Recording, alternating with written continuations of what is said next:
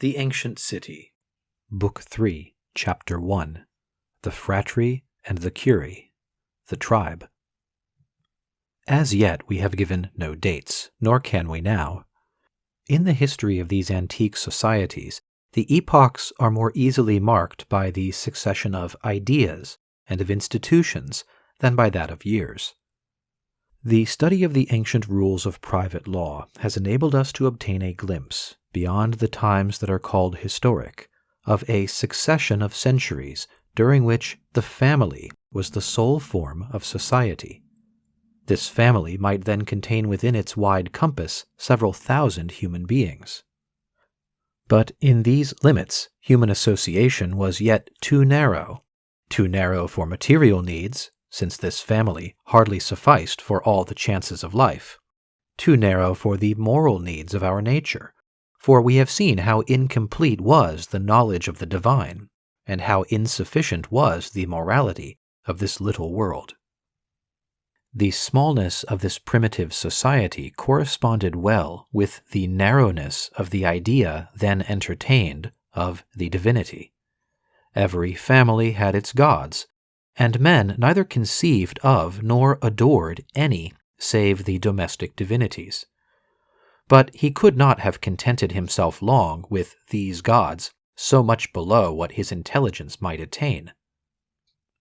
If many centuries were required for him to arrive at the idea of God as a being unique, incomparable, infinite, he must at any rate have insensibly approached this ideal by enlarging his conception from age to age, and by extending little by little the horizon whose line separated for him the divine being from the things of this world.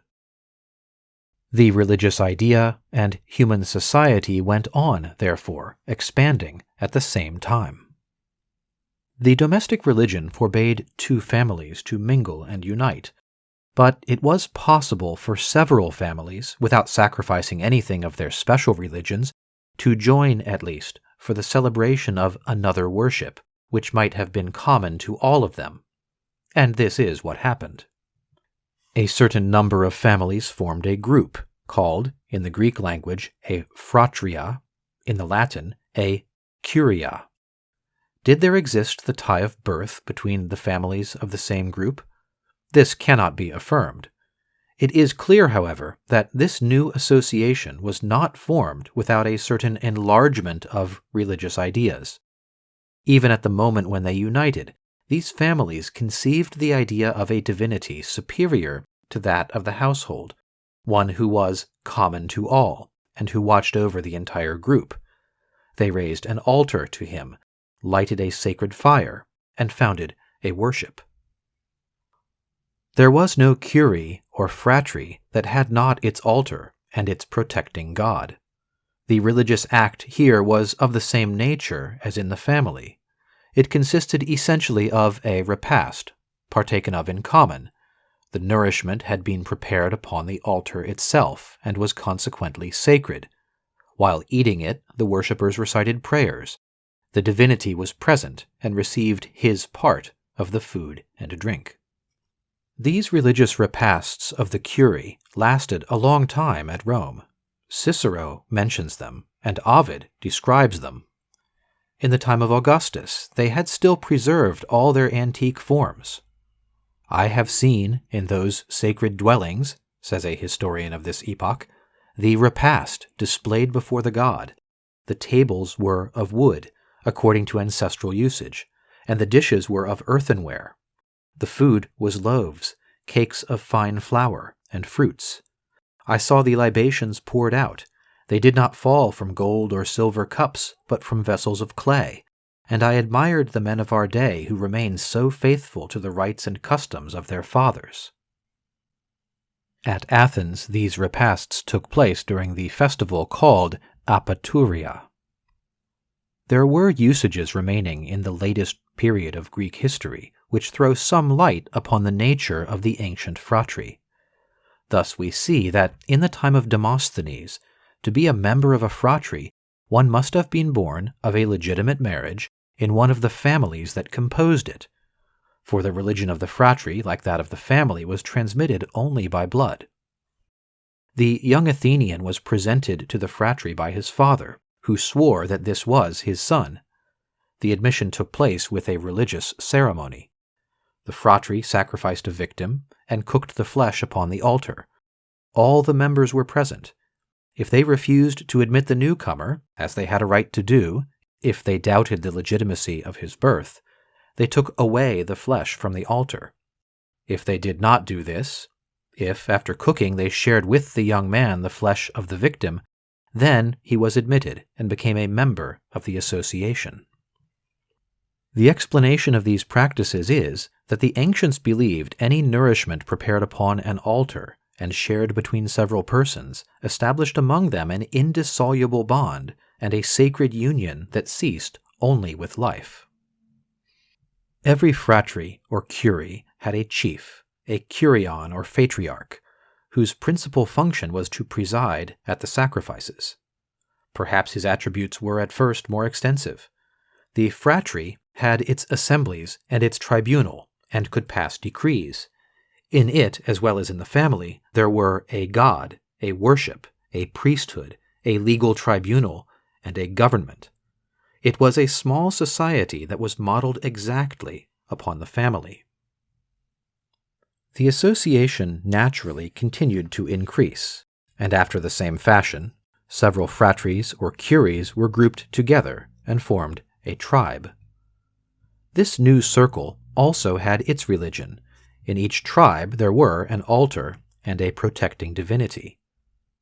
The god of the tribe was generally of the same nature as that of the Phratry, or that of the family. It was a man deified, a hero. From him the tribe took its name. The Greeks called him the eponymous hero. He had his annual festal day. The principal part of the religious ceremony was a repast, of which the entire tribe partook. The tribe, like the Phratry, held assemblies and passed decrees, to which all the members were obliged to submit. It had its chief, tribunus, Philovasiles. From what remains to us of the tribe, we see that, originally, it was constituted to be an independent society, as if there had been no other social power above it.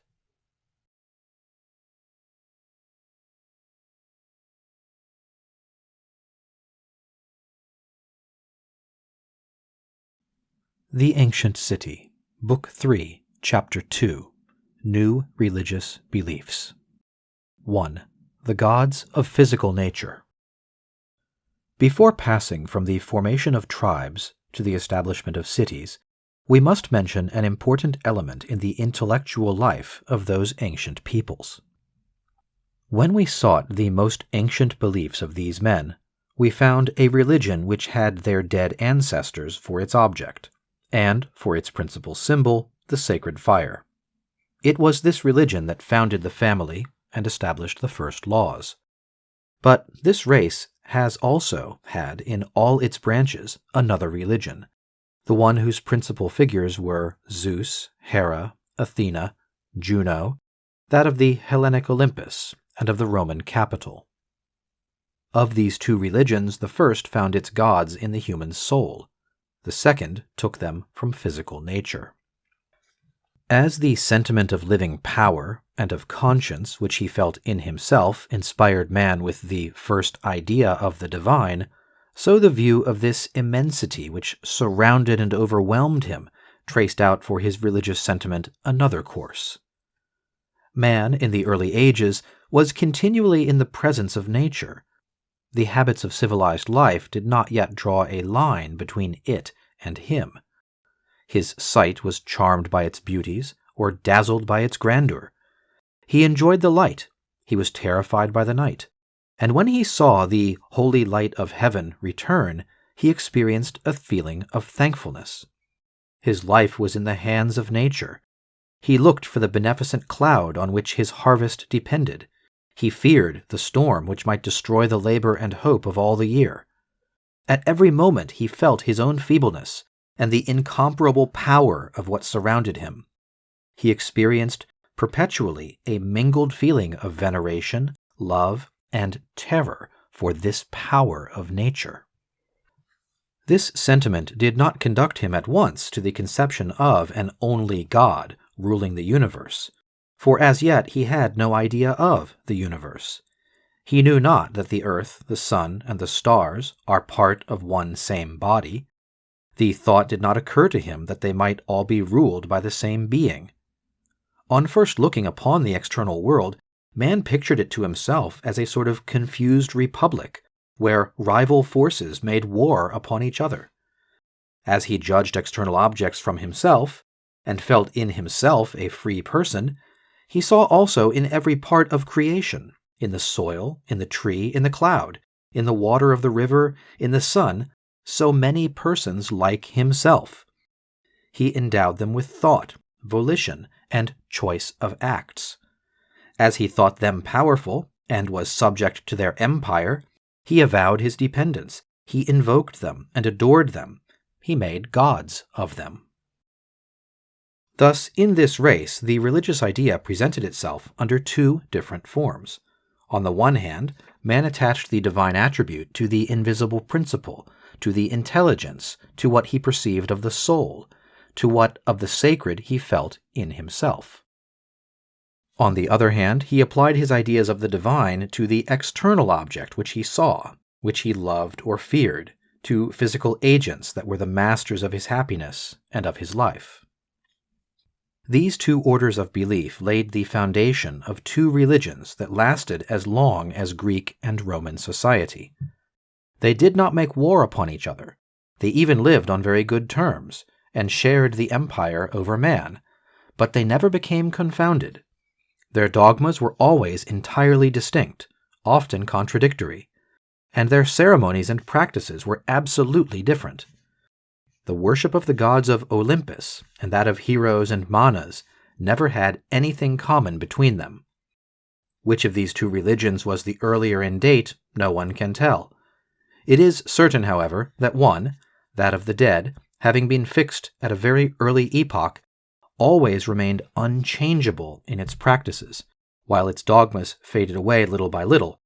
The other, that of physical nature, was more progressive, and developed freely from age to age, modifying its legends and doctrines by degrees, and continually augmenting its authority over men. 2. Relation of this religion to the development of human society. We can easily believe that the first rudiments of this religion of nature are very ancient, though not so old perhaps as the worship of ancestors. But as it corresponded with more general and higher conceptions, it required more time to become fixed into a precise doctrine. It is quite certain that it was not brought into the world in a day, and that it did not spring in full perfection from the brain of man. We find at the origin of this religion neither a prophet nor a body of priests. It grew up in different minds by an effort of their natural powers. Each man created it for himself in his own fashion. Among all these gods, sprung from different minds, there were resemblances, because ideas were formed in the minds of men after a nearly uniform manner. But there was also great variety, because each mind was the author of its own gods. Hence it was that for a long time this religion was confused, and that its gods were innumerable. Still, the elements which could be deified were not very numerous. The sun which gives fecundity, the earth which nourishes, the clouds, by turns beneficent and destructive, such were the different powers of which they could make gods. But from each one of these elements thousands of gods were created, because the same physical agent, viewed under different aspects, received from men different names. The sun, for example, was called in one place Hercules the Glorious, in another Phoebus the Shining, and still again Apollo, he who drives away night or evil. One called him Hyperion, the elevated being, another Alexikakos, the beneficent. And in the course of time, groups of men who had given these various names to the brilliant luminary no longer saw that they had the same god. Indeed, each man adored but a very small number of divinities, but the gods of one were not those of another. The names, it is true, might resemble each other. Many men might separately have given their god the name of Apollo or of Hercules. These words belonged to the common language and were merely adjectives, and designated the divine being by one or another of his most prominent attributes. But under this same name, the different groups of men could not believe that there was but one God. They counted thousands of different Jupiters. They had a multitude of Minervas, Dianas, and Junos, who resembled each other very little. Each of these conceptions was formed by the free operation of each mind, and being in some sort its property, it happened that these gods were, for a long time, independent of each other, and that each one of them had his particular legend and his worship. As the first appearance of these beliefs was at a time when men still lived under family government, these new gods had at first, like the demons, the heroes, and the Laras, the character of domestic divinities. Each family made gods for itself, and each kept them for itself, as protectors, whose good offices it did not wish to share with strangers. This thought appears frequently in the hymns of the Vedas, and there is no doubt that it was the same in the minds of the Aryas of the West. For there are visible traces of it in their religion.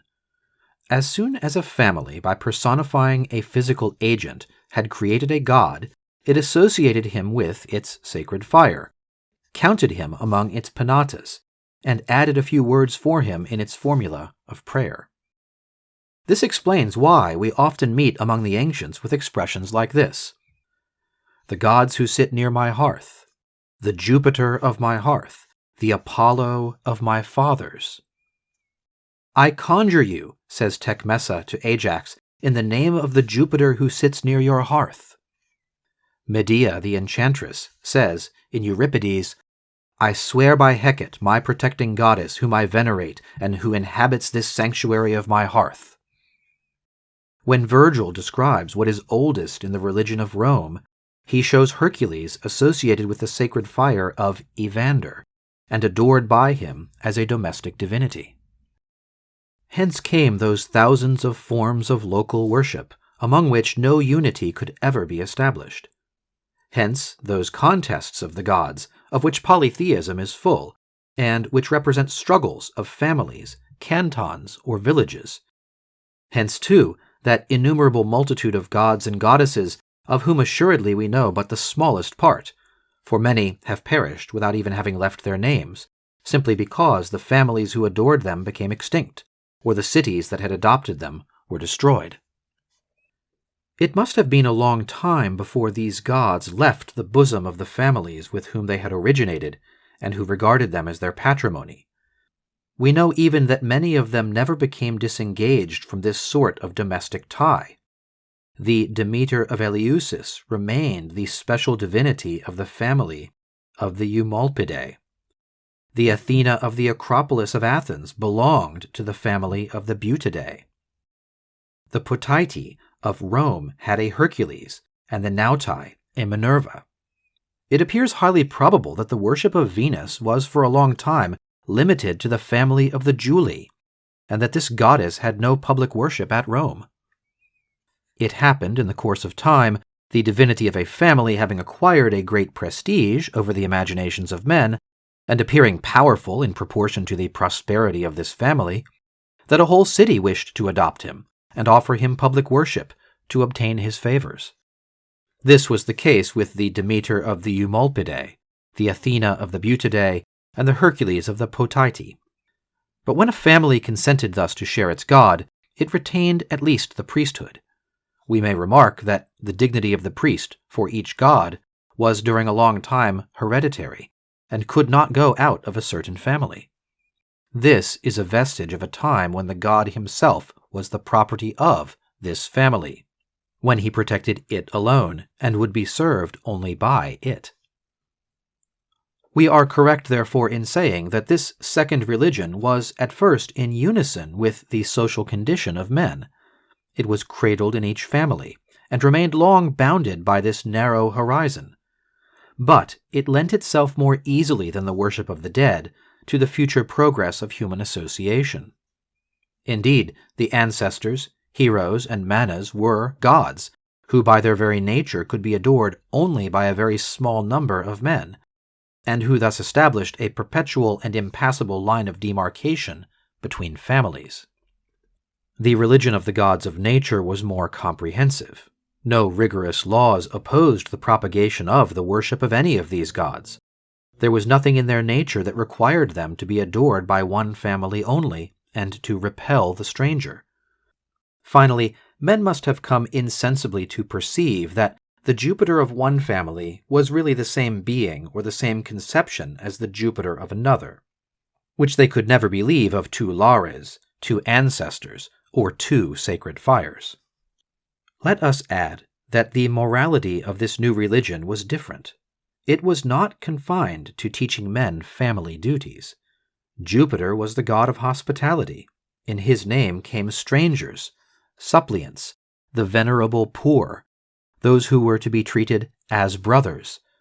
All these gods often assumed human form and appeared among mortals, sometimes indeed to assist in their struggles and to take part in their combats, often also to enjoin concord and to teach them to help each other. As this second religion continued to develop, society must have enlarged. Now, it is quite evident that this religion, feeble at first, afterwards assumed large proportions. In the beginning it was, so to speak, sheltered under the protection of its elder sister, near the domestic hearth.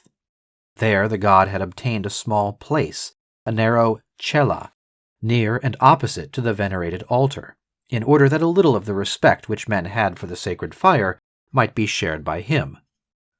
Little by little, the god, gaining more authority over the soul, renounced this sort of guardianship and left the domestic hearth.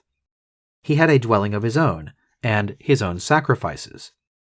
This dwelling, naos, temple, from nio, to inhabit, was moreover built after the fashion of the ancient sanctuary.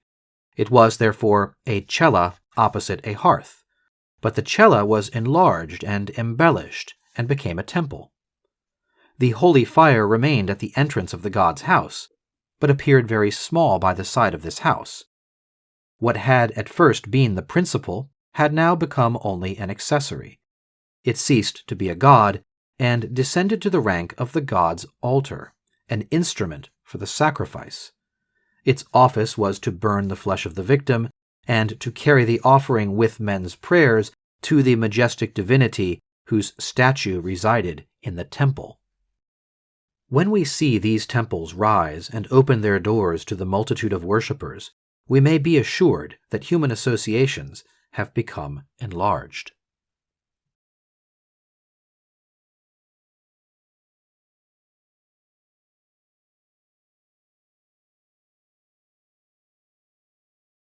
The Ancient City, Book 3, Chapter 3.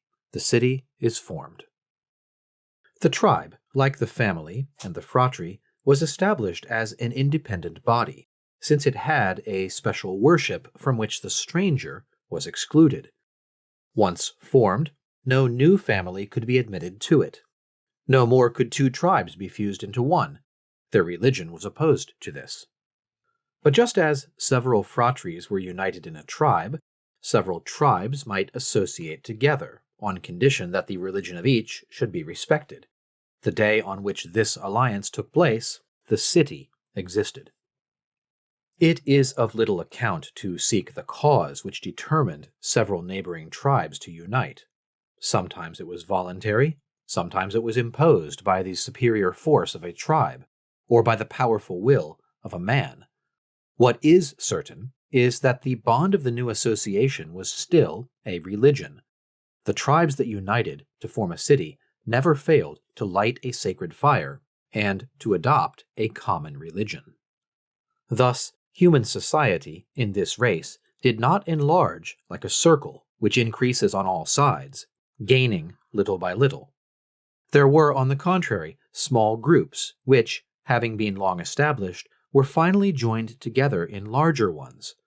Several families formed the phratry, several phratries, the tribe, several tribes, the city. Family, phratry, tribe, city were, moreover, societies exactly similar to each other, which were formed one after the other by a series of federations. We must remark also that when the different groups became thus associated, none of them lost its individuality or its independence. Although several families were united in a phratry, each one of them remained constituted just as it had been when separate. Nothing was changed in it, neither worship nor priesthood, nor property nor internal justice. Curies afterwards became associated, but each retained its worship, its assemblies, its festivals, its chief. From the tribe, men passed to the city, but the tribe was not dissolved on that account, and each of them continued to form a body, very much as if the city had not existed. In religion there subsisted a multitude of subordinate worships, above which was established one common to all. In politics, numerous little governments continued to act, while above them a common government was founded.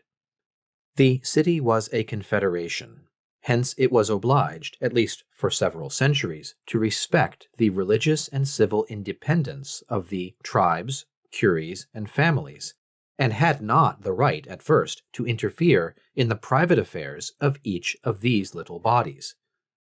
It had nothing to do with the interior of a family. It was not the judge of what passed there. It left to the father the right and duty of judging his wife, his son, and his client. It was for this reason that private law, which had been fixed at the time when families were isolated, could subsist in the city, and was modified only at a very late period. The mode of founding ancient cities is attested by usages which continued for a very long time. If we examine the army of the city in primitive times, we find it distributed into tribes, curies, and families, in such a way, says one of the ancients, that the warrior has for a neighbor in the combat one with whom, in time of peace, he has offered the libation and sacrifice at the same altar. If we look at the people when assembled in the early ages of Rome, we see them voting by curies and by gentes. If we look at the worship, we see at Rome 6 vestals, 2 for each tribe. At Athens, the archon offers the sacrifice in the name of the entire city, but he has in the religious part of the ceremony as many assistants as there are tribes. Thus, the city was not an assemblage of individuals. It was a confederation of several groups which were established before it and which it permitted to remain. We see, in the Athenian orators, that every Athenian formed a portion of 4 distinct societies at the same time. He was a member of a family, of a phratry, of a tribe, and of a city. He did not enter at the same time and the same day into all these 4. Like a Frenchman who at the moment of his birth belongs at once to a family, a commune, a department, and a country, the phratry and the tribe are not administrative divisions. A man enters at different times into these 4 societies, and ascends, so to speak, from one to the other. First, the child is admitted into the family by the religious ceremony, which takes place 6 days after his birth. Some years later, he enters the phratry by a new ceremony, which we have already described. Finally, at the age of 16 or 18, he is presented for admission into the city. On that day, in the presence of an altar and before the smoking flesh of a victim, he pronounces an oath by which he binds himself, among other things, always to respect the religion of the city. From that day, he is initiated into the public worship and becomes a citizen. If we observe this young Athenian rising step by step from worship to worship, we have a symbol of the degrees through which human association has passed. The course which this young man is constrained to follow is that which society first followed. An example will make this truth clearer. There have remained to us in the antiquities of Athens traditions and traces enough to enable us to see quite clearly how the Athenian city was formed. At first, says Plutarch, Attica was divided by families. Some of these families of the primitive period, like the Eumolpidae, the Cecropidae, the Gephyriae, the Phytalidae, and the Lachidae, were perpetuated to the following ages. At that time the city did not exist, but every family, surrounded by its younger branches and its clients, occupied a canton, and lived there in absolute independence. Each had its own religion. The Eumolpidae, fixed at Eleusis, adored Demeter. The Cecropidae, who inhabited the rocks where Athens was afterwards built, had Poseidon and Athena for protecting divinities. Nearby, on the little hill of the Areopagus, the protecting god was Ares. At Marathon, it was Hercules. At Prasiae, an Apollo. Another Apollo at Phyleus. The Dioscuri at Cephalus, and thus of all the other cantons. Every family, as it had its god and its altar, had also its chief. When Pausanias visited Attica, he found, in the little villages, ancient traditions which had been perpetuated with the worship. And these traditions informed him that every little burg had had its king before the time when Cecrops reigned at Athens. Was not this a memorial of a distant age, when the great patriarchal families, like the Celtic clans, had each its hereditary chief, who was at the same time priest and judge?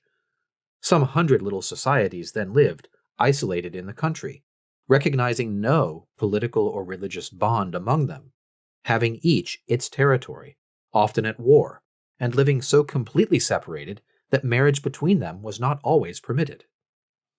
But their needs, or their sentiments, brought them together. Insensibly, they joined in little groups of 4, 5, or 6. Thus we find, in the traditions, that the 4 villages of Marathon united to adore the same Delphian Apollo. The men of the Piraeus, Phalarium, and 2 neighboring burgs united and built a temple to Hercules. In the course of time, these many little states were reduced to 12 confederations. This change, by which the people passed from the patriarchal family state to a society somewhat more extensive, was attributed by tradition to the efforts of Cecrops. We are merely to understand by this that it was not accomplished until the time at which they place this personage, that is to say, towards the 16th century before our era. We see, moreover, that this Cecrops reigned over only one of these 12 associations, that which afterwards became Athens. The other 11 were completely independent. Each had its tutelary deity, its altar, its sacred fire, and its chief. Several centuries passed, during which the Cecropidae insensibly acquired greater importance. Of this period there remains the tradition of a bloody struggle sustained by them against the Eumolpidae of Eleusis, the result of which was that the latter submitted, with the single reservation that they should preserve the hereditary priesthood of their divinity. There were doubtless other struggles and other conquests, of which no memorial has been preserved. The rock of the Cecropidae, on which was developed by degrees the worship of Athena, and which finally adopted the name of their principal divinity, acquired the supremacy over the other 11 states. Then appeared Theseus, the heir of the Cecropidae. All the traditions agree in declaring that he united the 12 groups into one city. He succeeded indeed in bringing all Attica to adopt the worship of Athena Polias, so that thenceforth the whole country celebrated the sacrifice of the Panathenea in common. Before him, every burg had its sacred fire and its prytany. He wished to make the prytany of Athens the religious center of all Attica. From that time, Athenian unity was established. In religion, every canton preserved its ancient worship, but adopted one that was common to all. Politically, each preserved its chiefs, its judges, its right of assembling, but above all these local governments, there was the central government of the city. From these precise memorials and traditions, which Athens preserved so religiously, there seem to us to be 2 truths equally manifest. The one is that the city was a confederation of groups that had been established before it, and the other is that society developed only so fast as religion enlarged its sphere. We cannot indeed say that religious progress brought social progress, but what is certain is that they were both produced at the same time and in remarkable accord.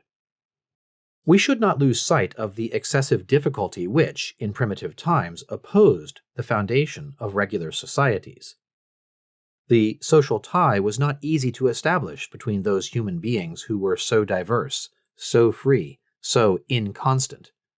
To bring them under the rules of a community, to institute commandments and ensure obedience, to cause passion to give way to reason, and individual right to public right, there certainly was something necessary, stronger than material force, more respectable than interest, surer than a philosophical theory, more unchangeable than a convention, something that should dwell equally in all hearts and should be all-powerful there.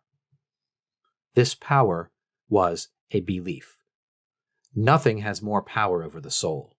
A belief is the work of our mind, but we are not on that account free to modify it at will. It is our own creation, but we do not know it.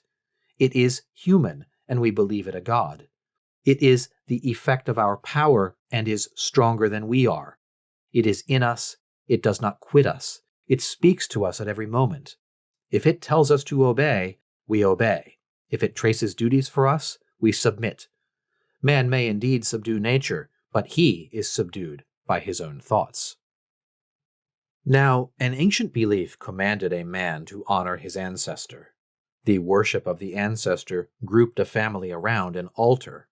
Thus arose the first religion, the first prayers, the first ideas of duty and of morals. Thus, too, was the right of property established, and the order of succession fixed. Thus, in fine, arose all private law, and all the rules of domestic organization. Later, the belief grew, and human society grew at the same time.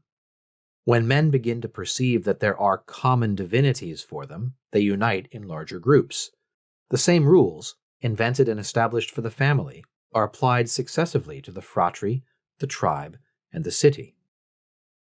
Let us take in at a glance the road over which man has passed. In the beginning, the family lived isolated, and man knew only the domestic god, Thei Patrui, Dii Gentiles. Above the family was formed the phratry, with its god, Theos Phratrios, Uno Curialis. Then came the tribe, and the god of the tribe, Theos Philios. Finally came the city, and men conceived a god whose providence embraced this entire city, Theos Poliens, Penates Publici, a hierarchy of creeds and a hierarchy of association. The religious idea was, among the ancients, the inspiring breath and organizer of society.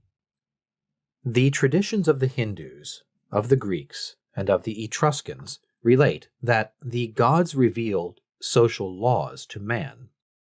Under this legendary form there is a truth. Social laws were the work of the gods, but those gods, so powerful and beneficent, were nothing else than the beliefs of man. Such was the origin of cities among the ancients. This study was necessary to give us a correct idea of the nature and institutions of the city. But here we must make a reservation. If the first cities were formed of a confederation of little societies previously established, this is not saying that all the cities known to us were formed in the same manner. The municipal organization once discovered, it was not necessary for each new city to pass over the same long and difficult route. It might often happen that they followed an inverse order.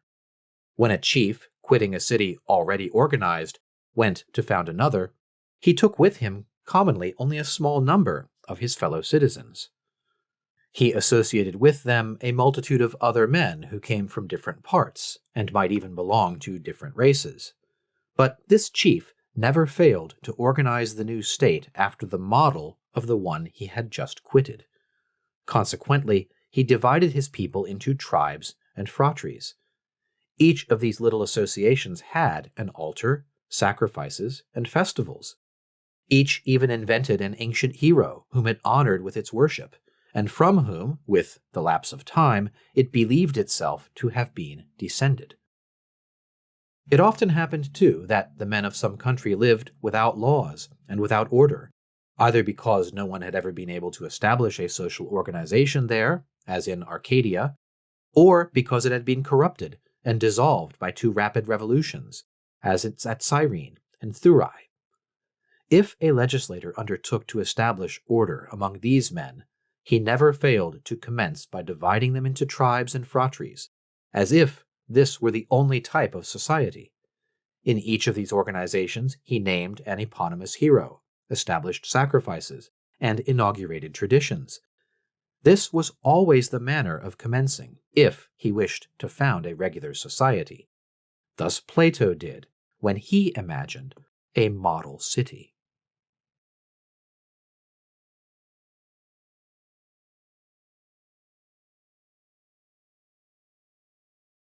The Ancient City, Book 3, Chapter 4, The City. Civitas and urbs, either of which we translate by the word city, were not synonymous words among the ancients. Civitas was the religious and political association of families and tribes. Urbs was the place of assembly, the dwelling place, and above all the sanctuary of this association. We are not to picture ancient cities to ourselves as anything like what we see in our day. We build a few houses. It is a village. Insensibly the number of houses increases, and it becomes a city. And finally, if there is occasion for it, we surround this with a wall. With the ancients, a city was never formed by degrees, by the slow increase of the number of men and houses. They founded a city at once, all entire in a day. But the elements of the city needed to be first ready, and this was the most difficult and ordinarily the largest work. As soon as the families, the phratries, and the tribes had agreed to unite and have the same worship, they immediately founded the city as a sanctuary for this common worship. And thus the foundation of the city was always a religious act. As a first example, we will take Rome itself, notwithstanding the doubt that is attached to its early history. It has often been said that Romulus was chief of a band of adventurers, and that he formed a people by calling around him vagabonds and robbers, and that all these men, collected without distinction, built at hazard a few huts to shelter their booty. But ancient writers present the facts in quite another shape, and it seems to us that if we desire to understand antiquity, our first rule should be to support ourselves upon the evidence that comes from the ancients. Those writers do indeed mention an asylum, that is to say, a sacred enclosure, where Romulus admitted all who presented themselves, and in this he followed the example which many founders of cities had afforded him. But this asylum was not the city. It was not even opened till after the city had been founded and completely built. It was an appendage added to Rome, but it was not Rome. It did not even form a part of the city of Romulus, for it was situated at the foot of the Capitoline Hill, whilst the city occupied the Palatine. It is of the first importance to distinguish the double element of the Roman population. In the asylum are adventurers without land or religion. On the Palatine are men from Alba, that is to say, men already organized into a society, distributed into genties and curies, having a domestic worship and laws. The asylum is merely a hamlet or suburb, where the huts are built at hazard and without rule. On the Palatine rises a city, religious and holy. As to the manner in which this city was founded, antiquity abounds in information. We find it in Dionysius of Halicarnassus, who collected it from authors older than his time. We find it in Plutarch, in the Fasti of Ovid, in Tacitus, in Cato the Elder, who had consulted the ancient Annals, and in two other writers who ought above all to inspire us with great confidence, the learned Varro and the learned Varius Flaccus, whom Festus has preserved in part for us, both men deeply versed in Roman antiquities, lovers of truth, and in no wise credulous, and well acquainted with the rules of historical criticism.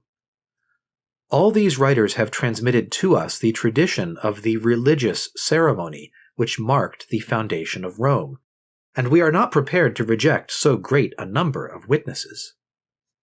It is not a rare thing for the ancients to relate facts that surprise us, but is this a reason why we should pronounce them fables? Above all, if these facts, though not in accord with modern ideas, agree perfectly with those of the ancients? We have seen in their private life a religion which regulated all their acts. Later, we saw that this religion established them in communities. Why does it astonish us after this that the foundation of a city was a sacred act, and that Romulus himself was obliged to perform rites which were observed everywhere? The first care of the founder was to choose the site for the new city. But this choice, a weighty question on which they believed the destiny of the people depended, was always left to the decision of the gods. If Romulus had been a Greek, he would have consulted the oracle of Delphi. If a Samnite, he would have followed the sacred animal, the wolf or the green woodpecker. Being a Latin, and a neighbor of the Etruscans, initiated into the augurial science, he asks the gods to reveal their will to him by the flight of birds. The gods point out the Palatine. The day for the foundation having arrived, he first offers a sacrifice. His companions are ranged around him, they light a fire of brushwood, and each one leaps through the flame. The explanation of this rite is that, for the act about to take place, it is necessary that the people be pure, and the ancients believed they could purify themselves from all stain, physical or moral, by leaping through a sacred flame.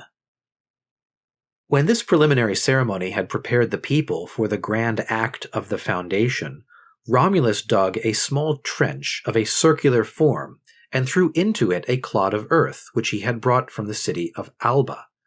Then each of his companions, approaching by turns, following his example, threw in a little earth which he had brought from the country from which he had come. This rite is remarkable, and reveals to us a notion of the ancients to which we must call attention. Before coming to the Palatine, they had lived in Alba, or some other neighboring city. There was their sacred fire. There their fathers had lived and been buried. Now their religion forbade them to quit the land where the hearth had been established, and where their divine ancestors reposed. It was necessary then, in order to be free from all impiety, that each of these men should employ a fiction, and that he should carry with him, under the symbol of a clod of earth, the sacred soil where his ancestors were buried, and to which their manas were attached. A man could not quit his dwelling place without taking with him his soil and his ancestors. This rite had to be accomplished so that he might say, pointing out the new place which he had adopted, "This is still the land of my fathers, terra patrum, patria. Here is my country, for here are the manas of my family." The trench into which each one had thrown a little earth was called mundus. Now this word designated, in the ancient language, the region of the manas. From this place, according to tradition, the souls of the dead escaped 3 times a year, desirous of again seeing the light for a moment. Do we not see also in this tradition the real thought of these ancient men? When placing in the trench a clod of earth from their former country, they believed they had enclosed there the souls of their ancestors. These souls, reunited there, required a perpetual worship, and kept guard over their descendants. At this same place Romulus set up an altar, and lighted a fire upon it. This was the holy fire of the city. Around this hearth arose the city as the house rises around the domestic hearth. Romulus traced a furrow which marked the enclosure. Here too the smallest details were fixed by a ritual. The founder made use of a copper plowshare. His plow was drawn by a white bull and a white cow. Romulus, with his head veiled and in the priestly robes, himself held the handle of the plow and directed it, while chanting prayers. His companions followed him, observing a religious silence. As the plow turned up clods of earth, they carefully threw them within the enclosure, that no particle of this sacred earth should be on the side of the stranger. This enclosure, traced by religion, was inviolable. Neither stranger nor citizen had the right to cross over it. To leap over this little furrow was an impious act. It is a Roman tradition that the founder's brother committed this act of sacrilege and paid for it with his life. But in order that men might enter and leave the city, the furrow was interrupted in certain places. To accomplish this, Romulus raised the plow and carried it over. These intervals were called portae. They were the gates of the city. Upon the sacred furrow, or a little inside of it, the walls afterwards arose. They also were sacred. No one could touch them, even to repair them, without permission from the pontiffs. On both sides of this wall, a space, a few paces wide, was given up to religion, and was called the pomorium. On this space no plow could be used, no building constructed. Such, according to a multitude of ancient witnesses, was the ceremony of the foundation of Rome. If it is asked how this information was preserved down to the writers who have transmitted it to us, the answer is that the ceremony was recalled to the memory of the people every year by an anniversary festival, which they called the birthday of Rome.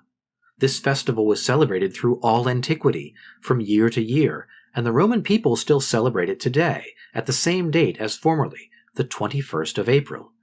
So faithful are men to old usages through incessant changes. We cannot reasonably suppose that such rites were observed for the first time by Romulus. It is certain, on the contrary, that many cities before Rome had been founded in the same manner. According to Varro, these rites were common to Latium and to Etruria. Cato the Elder, who, in order to write his Origines, had consulted the annals of all the Italian nations, informs us that analogous rites were practiced by all founders of cities. The Etruscans possessed liturgical books in which were recorded the complete ritual of these ceremonies. The Greeks, like the Italians, believed that the site of a city should be chosen and revealed by the divinity. So, when they wished to found one, they consulted the oracle at Delphi. Herodotus records, as an act of impiety or madness, that the Spartan Doreus dared to build a city without consulting the oracle and without observing any of the customary usages. And the pious historian is not surprised that a city thus constructed, in despite of the rules, lasted only 3 years. Thucydides, recalling the day when Sparta was founded, mentions the pious chants and the sacrifices of that day. The same historian tells us that the Athenians had a particular ritual and that they never founded a colony without conforming to it. We may see in a comedy of Aristophanes a sufficiently exact picture of the ceremony practiced in such cases. When the poet represented the amusing foundation of the city of the birds, he certainly had in mind the customs which were observed in the foundation of the cities of men. Now, he puts upon the scene a priest who lighted a fire while invoking the gods, a poet who sang hymns, and a divine who recited oracles. Pausanias traveled in Greece about Adrian's time. In Messenia, he had the priests describe to him the foundation of the city of Messina, and he has transmitted this account to us. This event was not very ancient. It took place in the time of Epaminondas. 3 centuries before, the Messenians had been driven from their country, and since that time they had lived dispersed among the other Greeks, without a country, but preserving their customs and their national religion with pious care. The Thebans wished to restore them to Peloponnesus, in order to place an enemy on the flank of the Spartans, but the most difficult thing was to persuade the Messenians. Epaminondas, having superstitious men to deal with, thought it his duty to circulate an oracle predicting for this people a return to their former country. Miraculous apparitions proved to them that their gods, who had betrayed them at the time of the conquest, had again become favorable. This timid people then decided to return to the Peloponnesus in the train of a Theban army. But the question was where a city should be built, for it would not do to think of reoccupying the old cities of the country. They had been soiled by the conquest. To choose the place where they should establish themselves, they could not have recourse to the Delphian oracle, for at this time the Pythia was favorable to the Spartans. Fortunately, the gods had other methods of revealing their will. A Messenian priest had a dream in which one of the gods of his nation appeared and directed him to take his station on Mount Ithome, and invite the people to follow him there. The site of the new city was thus indicated, but it was still necessary to know the rites to be performed at the foundation, for the Messenians had forgotten them. They could not adopt those of the Thebans, or of any other people, and so they did not know how to build the city. A dream, however, came very opportunely to another Messenian. The gods commanded him to ascend Mount Ithome and find a yew tree that stood near a myrtle, and to dig into the earth in that place. He obeyed, and discovered an urn, and in this urn were leaves of tin, on which was found engraved the complete ritual of the sacred ceremony. The priests immediately copied it and inscribed it in their books. They did not doubt that the urn had been deposited there by an ancient king of the Messenians before the conquest of the country. As soon as they were in possession of the ritual, the foundation commenced. First, the priests offered a sacrifice. They invoked the ancient gods of the Messenians, the Dioscuri, the Jupiter of Ithome, and the ancient heroes, ancestors known and venerated. All these protectors of the country had apparently quitted it, according to the belief of the ancients, on the day when the enemy became masters of it. They were entreated to return. Formulas were pronounced, which, it was believed, would determine them to inhabit the new city in common with the citizens. This was the great object.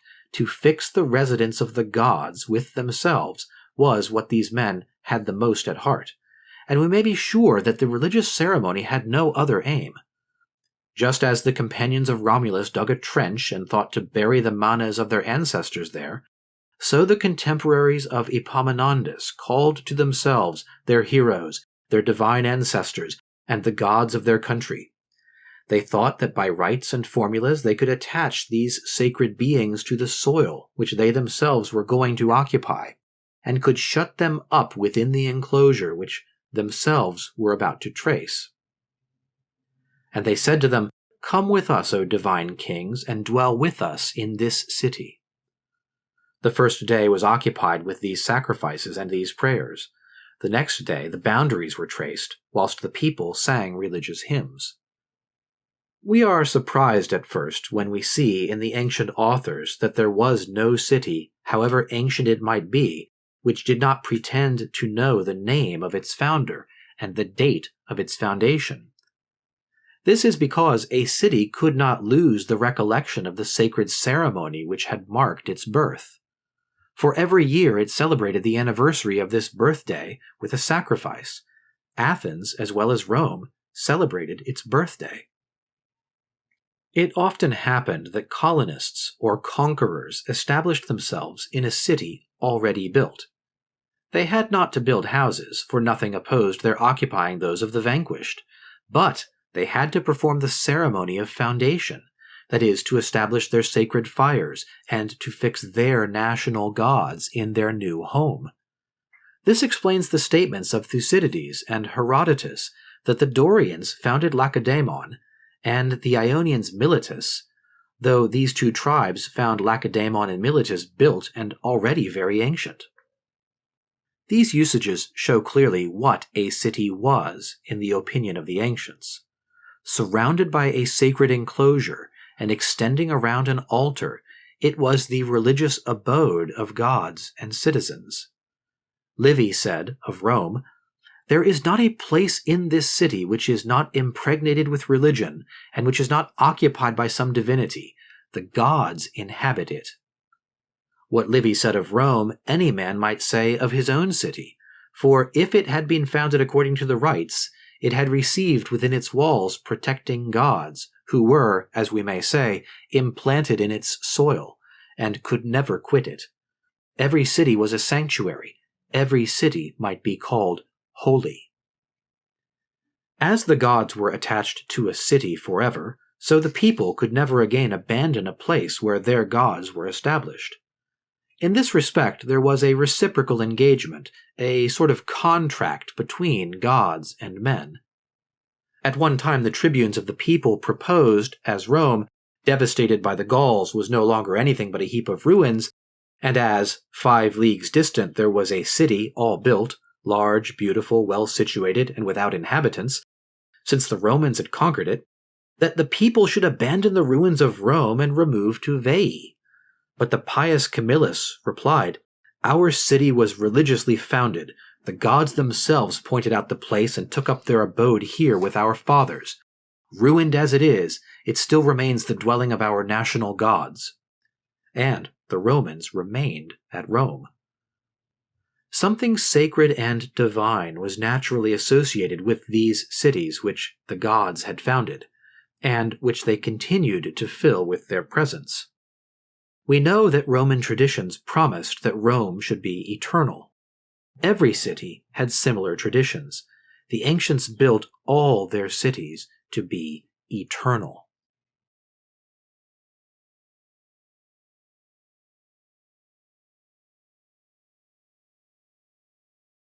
The Ancient City, Book 3, Chapter 5, Worship of the Founder, the Legend of Aeneas.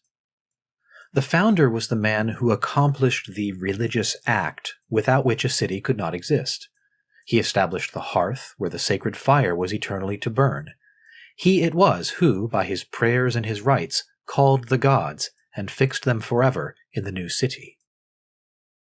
We can understand how much respect would be felt for this holy man. During his life, men saw in him the author of a religion and the father of a city. After death, he became a common ancestor for all the generations that succeeded him. He was, for the city, what the first ancestor was for the family, a lar familiaris. His memory was perpetuated like the hearth fire which he had lighted.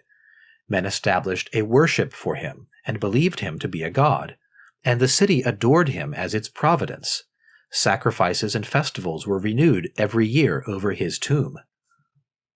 It is well known that Romulus was worshipped, and that he had a temple and priests. The senators might indeed take his life, but they could not deprive him of the worship to which he had a right as the founder of a city. In the same manner, every city worshipped the one who had founded it. Cecrops and Theseus, who were regarded as having been successive founders of Athens, had temples there. Abdera offered sacrifices to its founder, Timesius, Thera to Theras, Tenedos to Tenes, Delos to Aeneas, Cyrene to Batus, Miletus to Neleus, Amphipolis to Hagnon. In the time of Pisistratus, one Miltiades went to found a colony in the Thracian Chersonesus. This colony instituted a worship for him after his death, according to the ordinary usage. Hiero of Syracuse, having founded the town of Aetna, enjoyed there, in the course of time, the worship due to founders of cities. A city had nothing more at heart than the memory of its foundation. When Paunasius visited Greece in the 2nd century of our era, every city could tell him the name of its founder, with his genealogy and the principal facts of his life. This name and these facts could not escape the memory, for they were a part of the religion and were recalled every year in the sacred ceremonies. The memory of a great number of Greek poems has been preserved, whose subject was the foundation of a city.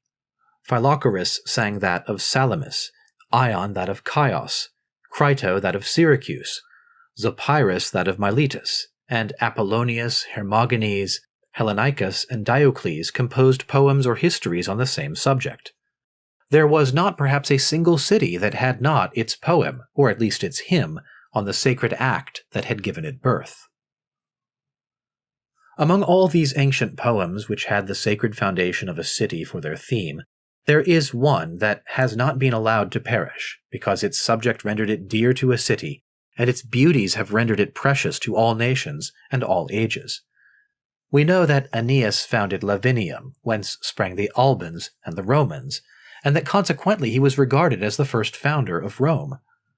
There had been clustered about him a multitude of traditions, which we find already recorded in the verses of old Naevius, and in the histories of Cato the Elder, when Virgil seized upon this subject and wrote the national poem of the Roman city. The arrival of Aeneas, or rather the removal of the gods of Troy into Italy, is the subject of the Aeneid.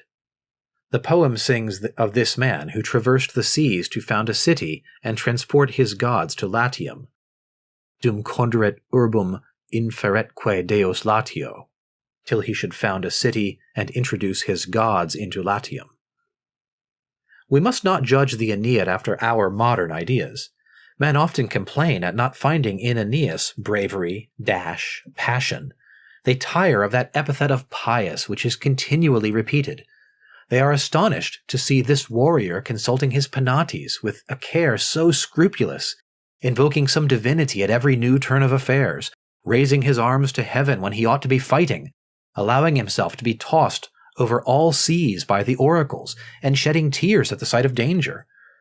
Nor do they fail to reproach him with coldness towards Dido, and they are tempted to say, with the unhappy queen, nullis ille movetur, fletibus aut voces ullas tractabilis audit. By no lamentations is he moved, nor does he listen to any words. But this is because there is no place here for a warrior or a hero of romance. The poet wishes to represent a priest.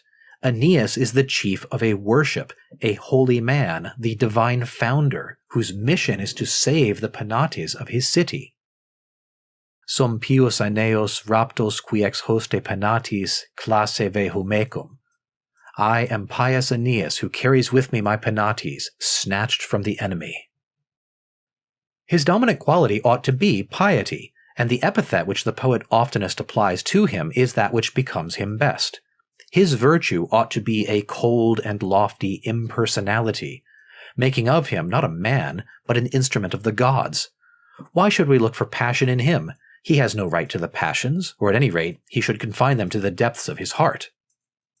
Multa gemens multoque animum labefactus amore, iusa tamen divium insequitur.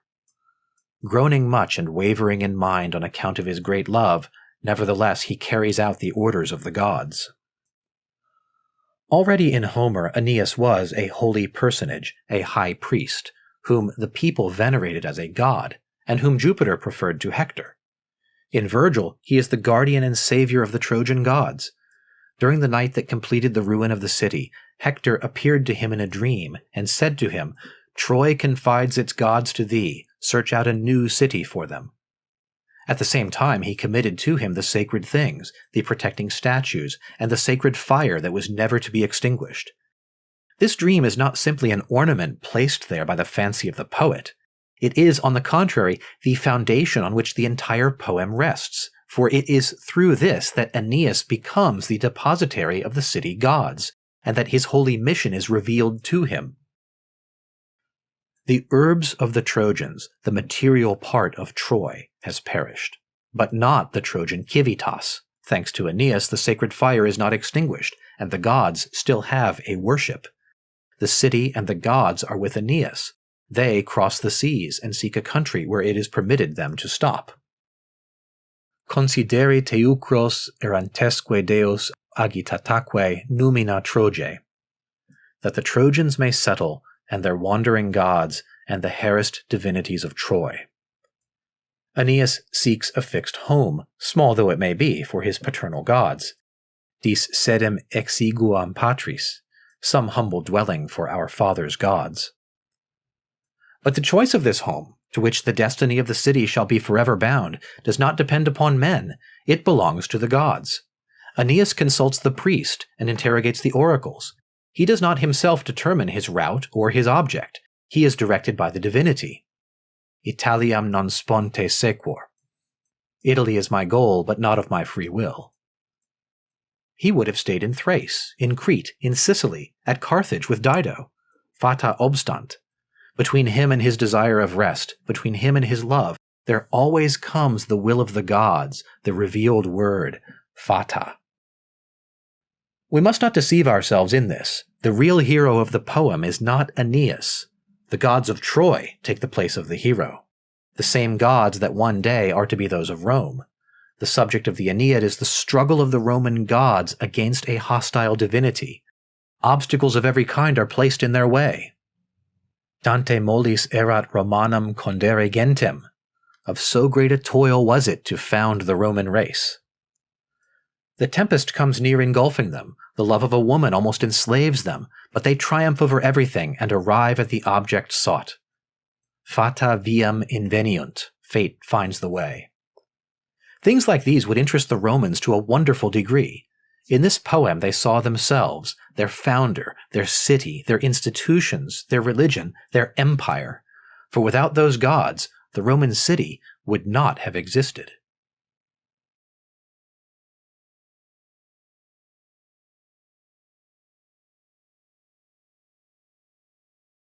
The Ancient City, Book 3, Chapter 6, The Gods of the City. We must not lose sight of the fact that, among the ancients, what formed the bond of every society was a worship. Just as a domestic altar held the members of the family grouped around it, so the city was the collective group of those who had the same protecting deities, and who performed the religious ceremony at the same altar. This city altar was enclosed within a building, which the Greeks called Prytaneum, and which the Romans called Temple of Vesta. There was nothing more sacred within the city than this altar on which the sacred fire was always maintained. This great veneration, it is true, became weakened in Greece at a very early date, because the Greek imagination allowed itself to be turned aside by more splendid temples, richer legends, and more beautiful statues. But it never became enfeebled at Rome. The Romans never abandoned the conviction that the destiny of the city was connected with this fire which represented their gods. The respect which they had for their vestals proves the importance of their priesthood. If a consul met one of them, he ordered his fasces to be lowered before her. On the other hand, if one of them allowed the fire to go out, or sullied the worship by failing in her duty of chastity, the city, which then believed itself threatened with the loss of its gods, took vengeance upon her by burying her alive. One day the Temple of Vesta came near being burned in a conflagration of the surrounding houses. Rome was in consternation, for it felt all its future to be in peril. When the danger had passed, the Senate instructed the consul to search out the authors of the fire, and the consul made accusations against several inhabitants of Capua, who happened at that time to be in Rome. This was not because he had any proof against them, but he reasoned in this manner. A conflagration has threatened the hearth of our city. This conflagration, which might have destroyed our grandeur and stopped our progress, could have been started only by the hands of our most cruel enemies. Now, we have no more determined enemies than the inhabitants of Capua, this city which is now the ally of Hannibal, and which aspires to take our place as the capital of Italy. These, therefore, are the men who have attempted to destroy our Temple of Vesta, our eternal fire, this gauge and guarantee of our future grandeur. Thus, a consul, under the influence of his religious ideas, believed that the enemies of Rome could find no surer means of conquering it than by destroying its sacred hearth. Here we see the belief of the ancients. The public fire was the sanctuary of the city, the cause of its being and its constant preserver. Just as the worship of the domestic hearth was secret, and the family alone had the right to take part in it, so the worship of the public fire was concealed from strangers. No one, unless he were a citizen, could take part at a sacrifice. Even the look of a stranger sullied the religious act. Every city had gods who belonged to it alone. These gods were generally of the same nature as those of the primitive religion of families. They were called lares, penates, genii, demons, heroes. Under all these names were human souls deified. For we have seen that, In the Indo-European race, man had at first worshipped the invisible and immortal power which he felt in himself. These genii, or heroes, were, more generally, the ancestors of the people. The bodies were buried either in the city itself or upon its territory. And as, according to the belief which we have already described, the soul did not quit the body, it followed that these divine dead were attached to the soil where their bodies were buried. From their graves they watched over the city, they protected the country, and were, in some sort, its chiefs and masters. This expression of chiefs of the country, applied to the dead, is found in an oracle addressed by the Pythia to Solon. Honor with a worship the chiefs of the country, the dead who live under the earth. These notions came from the very great power which the ancient generations attributed to the human soul after death. Every man who had rendered a great service to the city, from the one who had founded it to the one who had given it a victory, or had improved its laws, became a god for that city. It was not even necessary for one to have been a great man or a benefactor. It was enough to have struck the imagination of his contemporaries, and to have rendered himself the subject of a popular tradition, to become a hero. That is to say, one of the powerful dead, whose protection was to be desired, and whose anger was to be feared. The Thebans continued during 10 centuries to offer sacrifices to Eteocles and Polynices. The inhabitants of Acanthus worshipped a Persian who had died among them during the expedition of Xerxes. Hippolytus was venerated as a god at Troezene. Pyrrhus, the son of Achilles, was a god at Delphi only because he died and was buried there. Crotona worshipped a hero for the sole reason that during his life he had been the handsomest man in the city. Athens adored, as one of its protectors, Eurystheus, though he was an Argive. But Euripides explains the origin of this worship when he brings Eurystheus upon the stage, about to die, and makes him say to the Athenians, "Bury me in Attica. I will be propitious to you, and in the bosom of the ground I will be for your country a protecting guest." The entire tragedy of Oedipus Coloneus rests upon this belief. Athens and Thebes contend over the body of a man who is about to die, and who will become a god. It was a great piece of good fortune for a city to possess the bodies of men of some mark. Mantinea spoke with pride of the bones of Arcas, Thebes of those of Geryon, Messina of those of Aristomenes. To procure these precious relics, ruse was sometimes resorted to. Herodotus relates by what unfair means the Spartans carried off the bones of Orestes. These bones, it is true, to which the soul of a hero was attached, gave the Spartans a victory immediately. As soon as Athens had acquired power, the first use she made of it was to seize upon the bones of Theseus, who had been buried on the Isle of Skyros, and to build a temple for them in the city, in order to increase the number of her protecting deities. Besides these gods and heroes, men had gods of another species, like Jupiter, Juno, and Minerva, towards whom the aspect of nature had directed their thoughts. But we have seen that these creations of human intelligence had, for a long time, the character of domestic or local divinities. At first, men did not conceive of these gods as watching over the whole human race. They believed that each one of them belonged in particular to a family or a city. Thus it was customary for each city, without counting its heroes, to have a Jupiter, a Minerva, or some other divinity which it had associated with its first Penates and its sacred fire. Thus there were in Greece and in Italy a multitude of city-guarding divinities. Each city had its gods, who lived within its walls. The names of many of these divinities are forgotten. It is by chance that there have remained the names of the god Satrapes, who belonged to the city of Elis, of the goddess Dindymene of Thebes, and Soterea of Aegium, of Britomartis in Crete, of Hyblaea at Hybla. The names of Zeus, Athena, Hera, Jupiter, Minerva, and Neptune are better known to us, and we know that they were often applied to these city-guarding divinities. But because two cities happened to apply the same name to their god, we are not to conclude that they adored the same god. There was an Athena at Athens, and there was one at Sparta, but they were two goddesses. A great number of cities had a Jupiter as a city-protecting divinity. There were as many Jupiters as there were cities. In the legend of the Trojan War, we see a Pallas who fights for the Greeks, and there is among the Trojans another Pallas who receives their worship and protects her worshippers. Would anyone say that it was the same divinity who figured in both armies?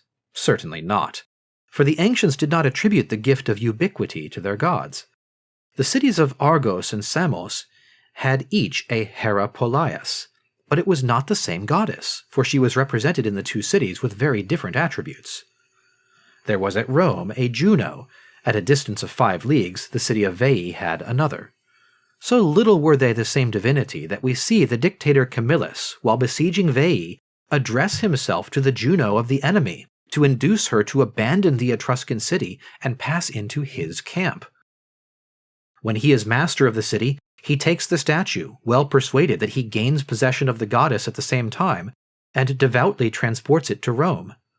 From that time, Rome had 2 protecting Junos. There is a similar history a few years later of a Jupiter that another dictator took from Praeneste, though at that time Rome already had 3 or 4 of them at home. The city which possessed a divinity of its own did not wish strangers to be protected by it, or to adore it. More commonly, a temple was accessible only to citizens. The Argives alone had the right to enter the temple of Hera at Argos. To enter that of Athena at Athens, one had to be an Athenian. The Romans who adored 2 Junos at home could not enter the temple of a 3rd Juno, who was in the little city of Lanuvium. We should not lose sight of the fact that the ancients never represented God to themselves as a unique being exercising his action upon the universe. Each of their innumerable gods had his little domain. To one a family belonged, to another a tribe, to a third a city. Such was the world which sufficed for the providence of each of them. As to the god of the human race, a few philosophers had an idea of him. The mysteries of Eleusis might have afforded a glimpse of him to the most intelligent of the initiated. But the vulgar never believed in such a god. For ages man understood the divine being only as a force which protected him personally, and every man, or every group of men, desired to have a god. Even today, among the descendants of those Greeks, we see rude peasants pray to the saints with fervor, while it is doubtful if they have the idea of a god. Each one of them wishes to have, among these saints, a particular protector, a special providence. At Naples, each quarter of the city has its Madonna. The Lazzaroni kneel before that on their own street, while they insult that of the neighboring street. It is not rare to see 2 Facini wrangle and even fight with knives in defense of the merits of their respective Madonnas. These cases are exceptions today, and are found only among certain peoples and in certain classes. They were the rule among the ancients. Each city had its corps of priests, who depended upon no foreign authority. Between the priests of 2 cities there was no bond, no communication, no exchange of instruction or of rites. If one passed from one city to another, he found other gods, other dogmas, other ceremonies. The ancients had books of liturgies, but those of one city did not resemble those of another. Every city had its collection of prayers and practices, which were kept very secret. It would have thought itself in danger of compromising its religion and its destiny by opening this collection to strangers. Thus, religion was entirely local, entirely civic, taking this word in the ancient sense, that is to say, special to each city. Generally, a man knew only the gods of his own city, and honored and respected them alone. Each one could say what, in a tragedy of Aeschylus, a stranger said to the Argives, "I fear not the gods of your country, I owe them nothing." Every city looked to its gods for safety. Men invoked them in danger and thanked them in victory. Often, defeat was attributed to them, and they were reproached for having badly fulfilled their duty as defenders of the city. Men even went so far sometimes as to overturn their altars and stone their temples. Ordinarily, these gods took good care of the city whose worship they received, and this was quite natural. These gods were eager for offerings, and they received victims only from their own city. If they wished the continuation of the sacrifices and hecatombs, It was very necessary that they should watch over the city's safety. See in Virgil how Juno strove and labored that her Carthage might one day obtain the empire of the world. Each of these gods, like the Juno of Virgil, had the grandeur of his city at heart. These gods had the same interests as the citizens themselves, and in times of war marched to battle in the midst of them. In Euripides we see a personage who says, on the eve of battle, "The gods who fight with us are more powerful than those who are on the side of the enemy." The Aeginetans never commenced a campaign without carrying with them the statues of their national heroes, the Acidae. The Spartans in all their expeditions carried with them the Tindaridae. In the combat, the gods and the citizens mutually sustained each other, and if they conquered, it was because all had done their duty. If a city was conquered, the gods were supposed to have been vanquished with it. If a city was taken, its gods themselves were captives. On this last point, it is true, opinions were uncertain and diverse. Many were persuaded that a city never could be taken so long as its gods remained in it. When Aeneas sees the Greeks, masters of Troy, he cries that the gods have departed, deserting their temples and their altars.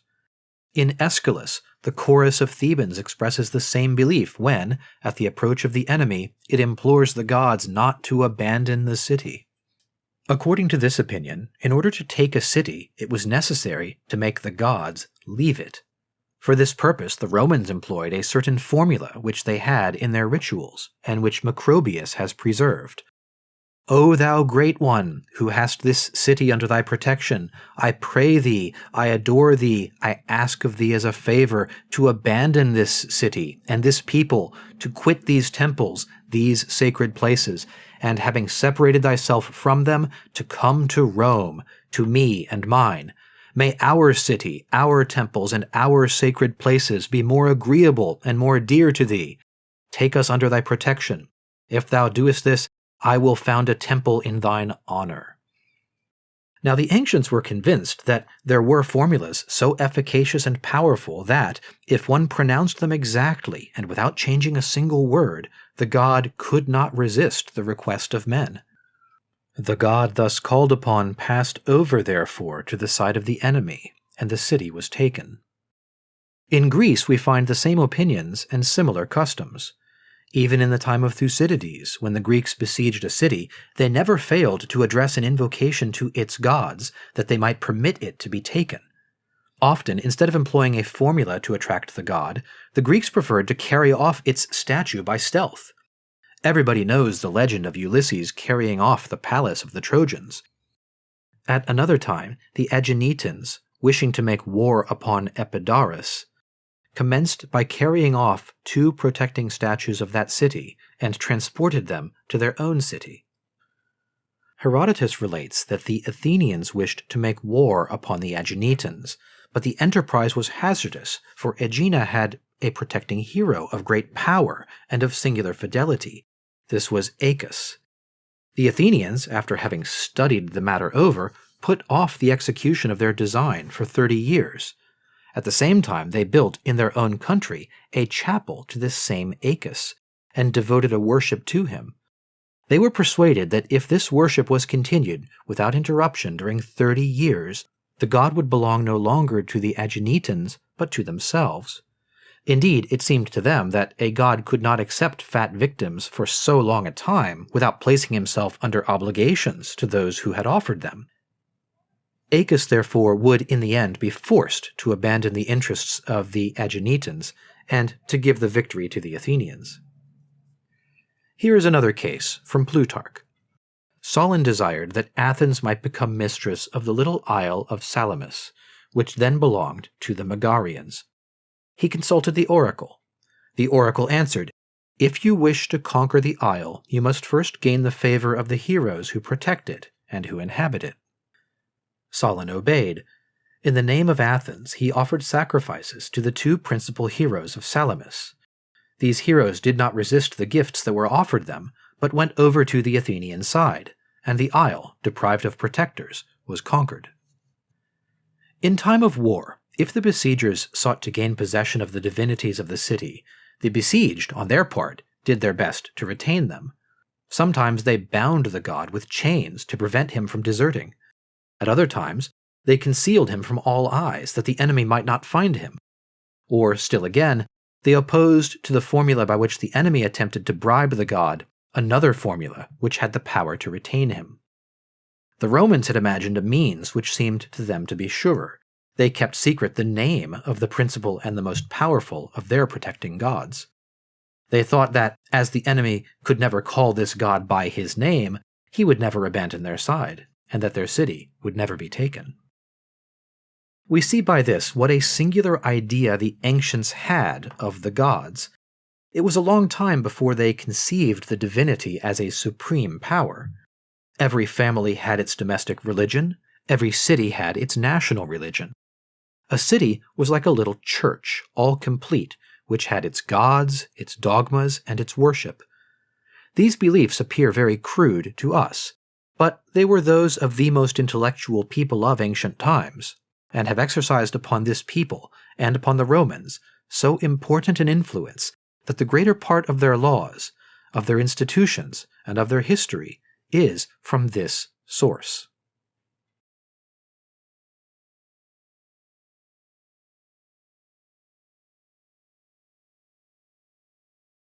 The Ancient City, Book 3, Chapter 7, The Religion of the City. 1. The Public Repasts.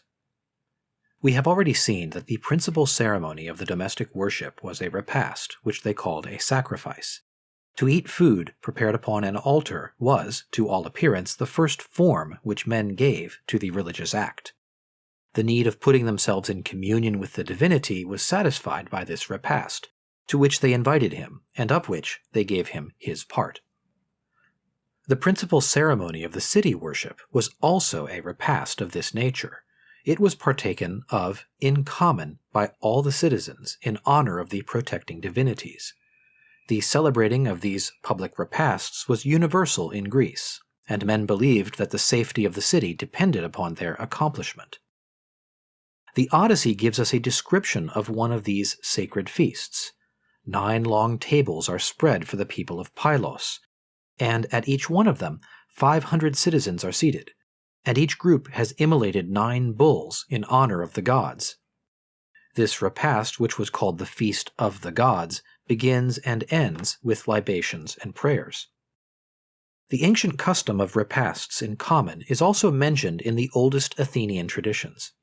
It is related that Orestes, the murderer of his mother, arrived at Athens at the very moment when the city, assembled about its king, was performing the sacred act. The public meals of Sparta are well known, but the idea which men ordinarily entertain of them is very far from the truth. They imagine the Spartans living and eating always in common, as if private life had not been known among them. We know, on the contrary, from ancient authors, that the Spartans often took their meals in their own houses, in the midst of their families. The public meals took place twice a month, without reckoning holidays. These were religious acts of the same nature as those which were practiced at Athens, in Argos, and throughout Greece. Besides these immense banquets, where all the citizens were assembled, and which could take place only on solemn festivals, religion prescribed that every day there should be a sacred meal.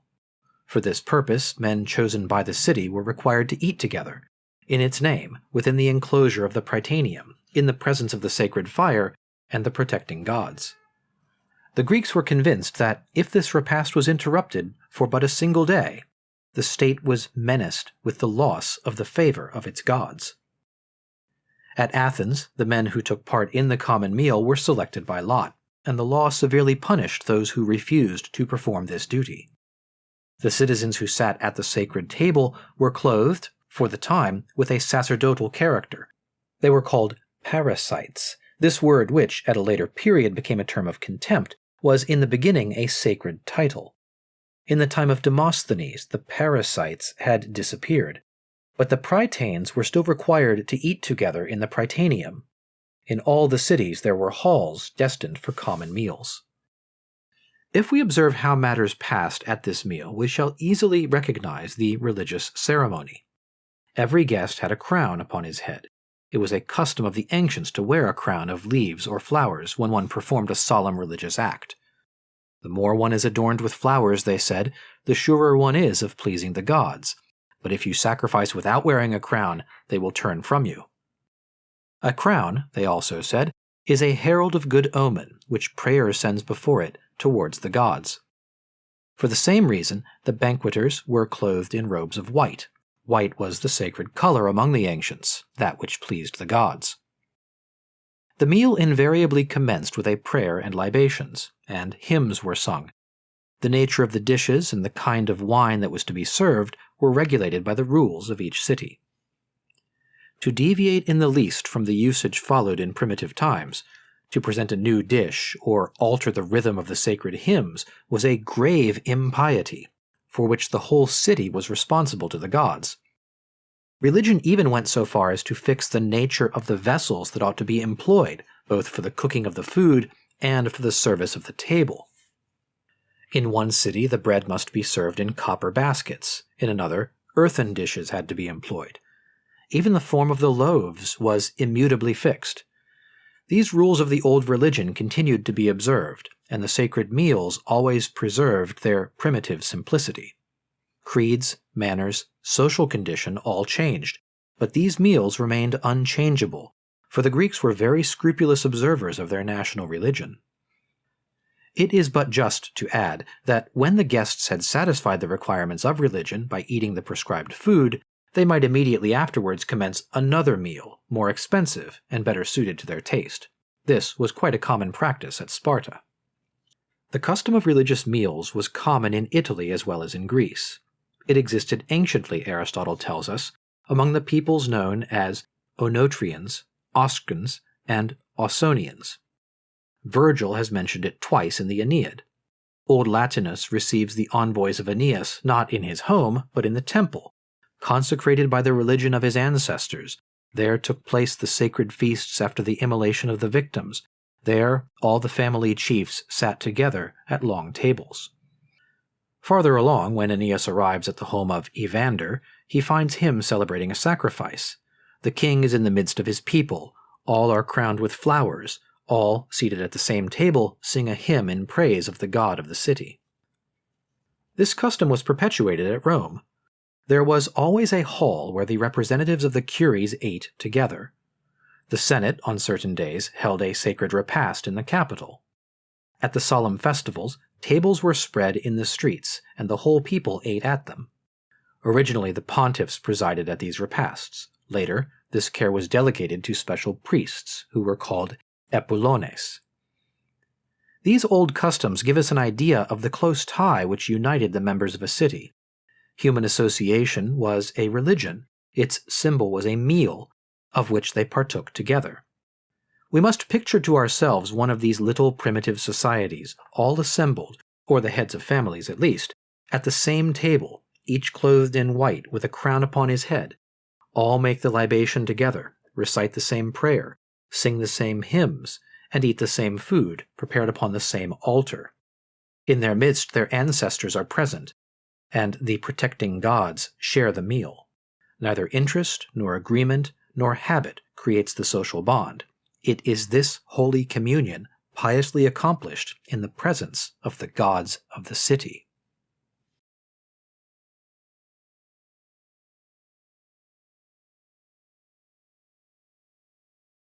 The Ancient City, Book 3, Chapter 7, The Religion of the City. 2. The Festivals and the Calendar. In all ages and in all societies, man has desired to honor his gods by festivals. He has established that there should be days during which the religious sentiment should reign in his soul, without being distracted by terrestrial thoughts and labors. In the number of days that he has to live, he has devoted a part to the gods. Every city had been founded with rites which, in the thoughts of the ancients, had had the effect of establishing the national gods within its walls. It was necessary that the virtue of these rites should be rejuvenated each year by a new religious ceremony. This festival they called the birthday, and all the citizens were required to celebrate it. Whatever was sacred gave occasion for a festival. There was the festival of the city enclosure, Amberbalia, and that of the territorial limits, Ambarvalia.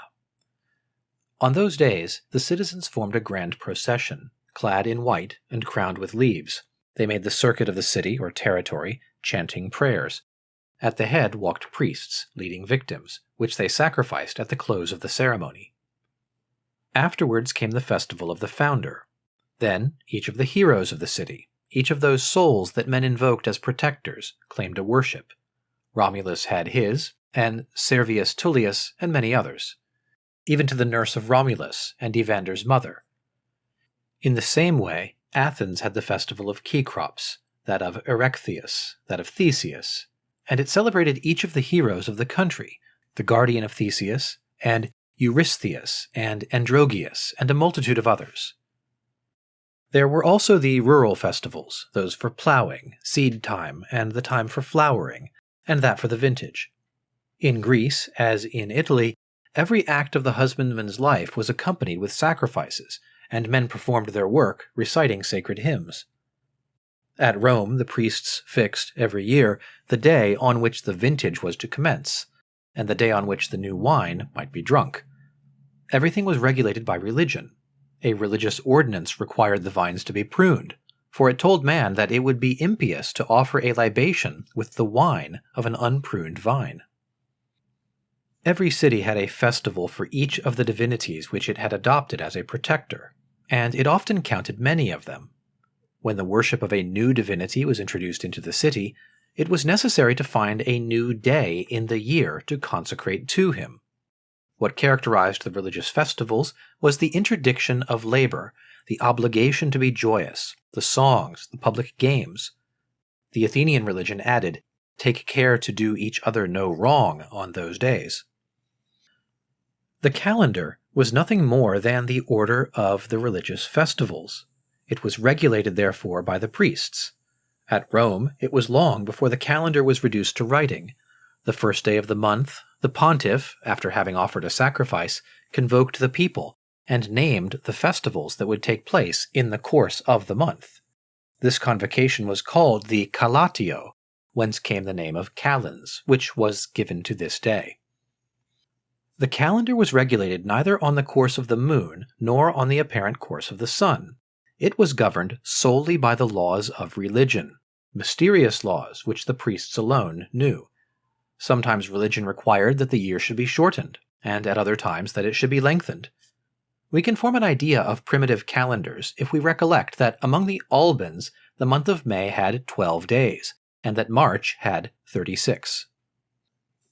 We can see that the calendar of one city would in no wise resemble that of another, since the religion was not the same in both, and the festivals, as well as the gods, were different. The year had not the same length from one city to another. The months did not bear the same names. At Athens they had quite other names than at Thebes, and at Rome they had not the same names as at Lavinium. This was due to the fact that the name of each month was derived, ordinarily, from the principal festival it contained, and the festivals were not the same. Different cities had no understanding to commence the year at the same time, or to count the series of their years from the same date. In Greece, the Olympic festival afforded, in the course of time, a common date, but this did not prevent each city from having its own particular style of reckoning. In Italy, every city counted its years from the day of its foundation.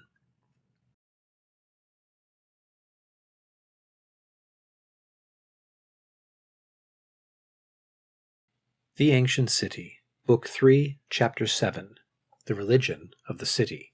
3. The Census. Among the most important ceremonies of the city religion, there was one known as the Purification. It took place at Athens every year. At Rome, it occurred once in 5 years. The rites which were then observed, and the very name which it bore, indicate that the object of this ceremony was to efface the faults committed by the citizens against the worship. Indeed, this religion, with its complicated forms, was a source of terror for the ancients. As faith and purity of intention went for very little, and the religion consisted entirely in the minute practice of innumerable rules, they were always in fear of having been guilty of some negligence, some omission, or some error, and were never sure of being free from the anger or malice of some god. An expiatory sacrifice was necessary, therefore, to reassure the heart of man. The magistrate whose duty it was to offer it, at Rome it was the censor, before the censor it was the consul, and before the consul the king, commenced by assuring himself by the aid of the auspices that the gods accepted the ceremony.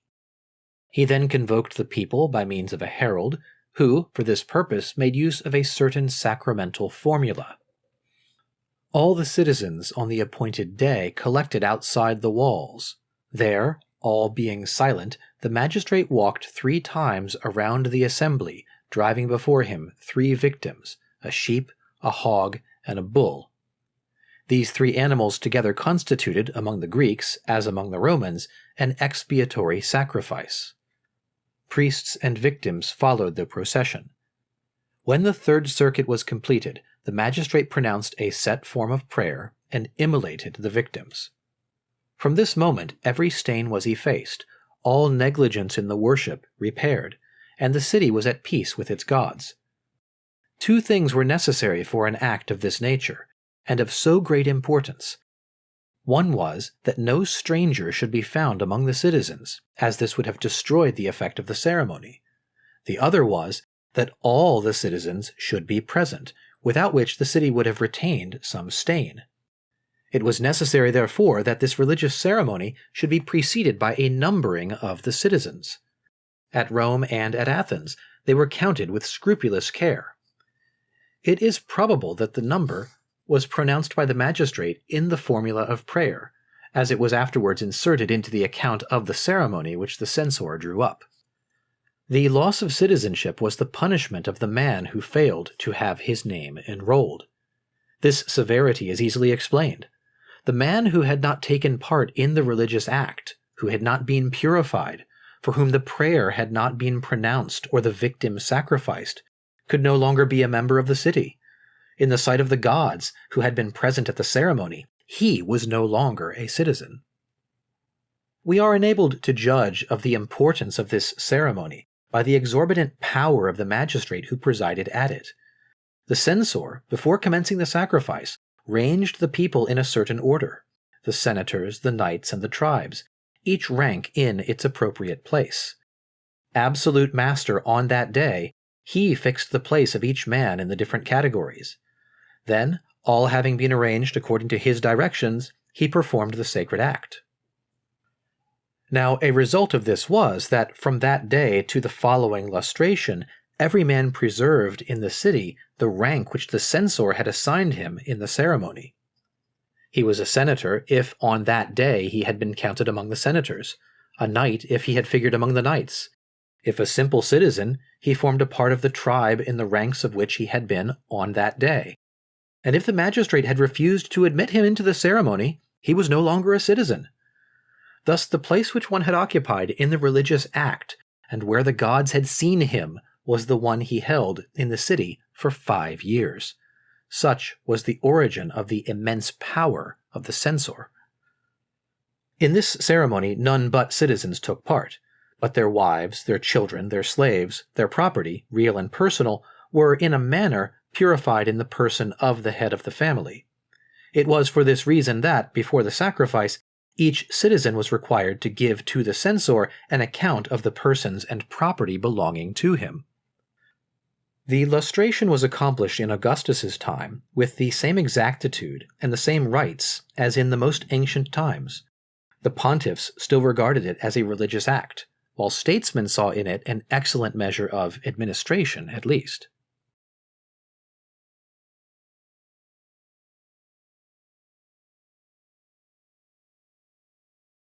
The Ancient City, Book 3, Chapter 7, The Religion of the City. 4. Religion in the assembly, in the senate, in the tribunal, in the army, in the triumph. There was not a single act of public life in which the gods were not seen to take a part. As he was under the influence of the idea that they were by turns excellent protectors or cruel enemies, man never dared to act without being sure that they were favorable. The people assembled only on such days as religion permitted. They remembered that the city had suffered a disaster on a certain day. This was doubtless because on that day the gods had been either absent or irritated. They would probably be in the same mood at the same season every year, for reasons unknown to mortals.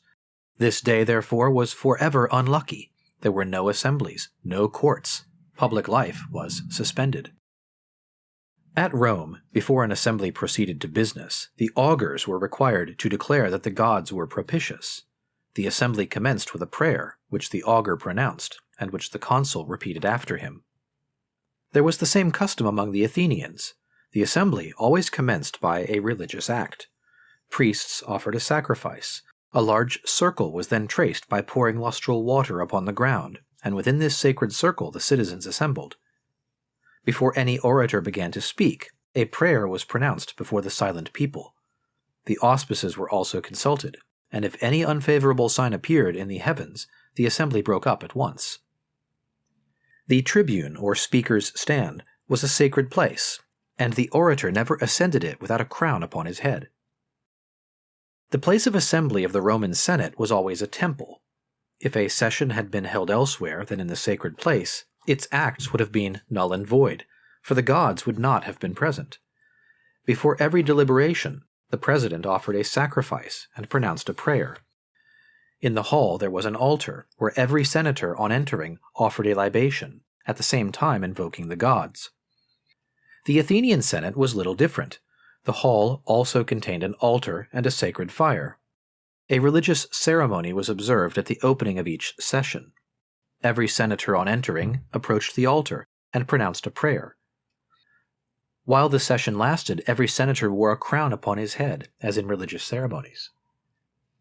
At Rome, as well as at Athens, courts of justice were open in the city only on such days as religion pronounced favorable. At Athens, the session of the court was held near an altar, and commenced with a sacrifice.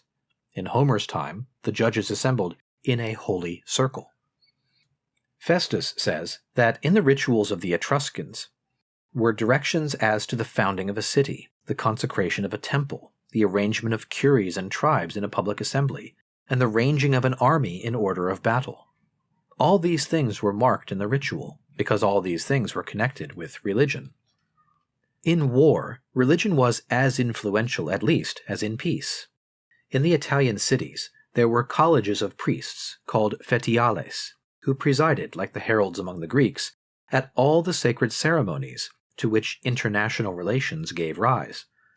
A fetialis, veiled, and with a crown upon his head, declared war by pronouncing a sacramental formula.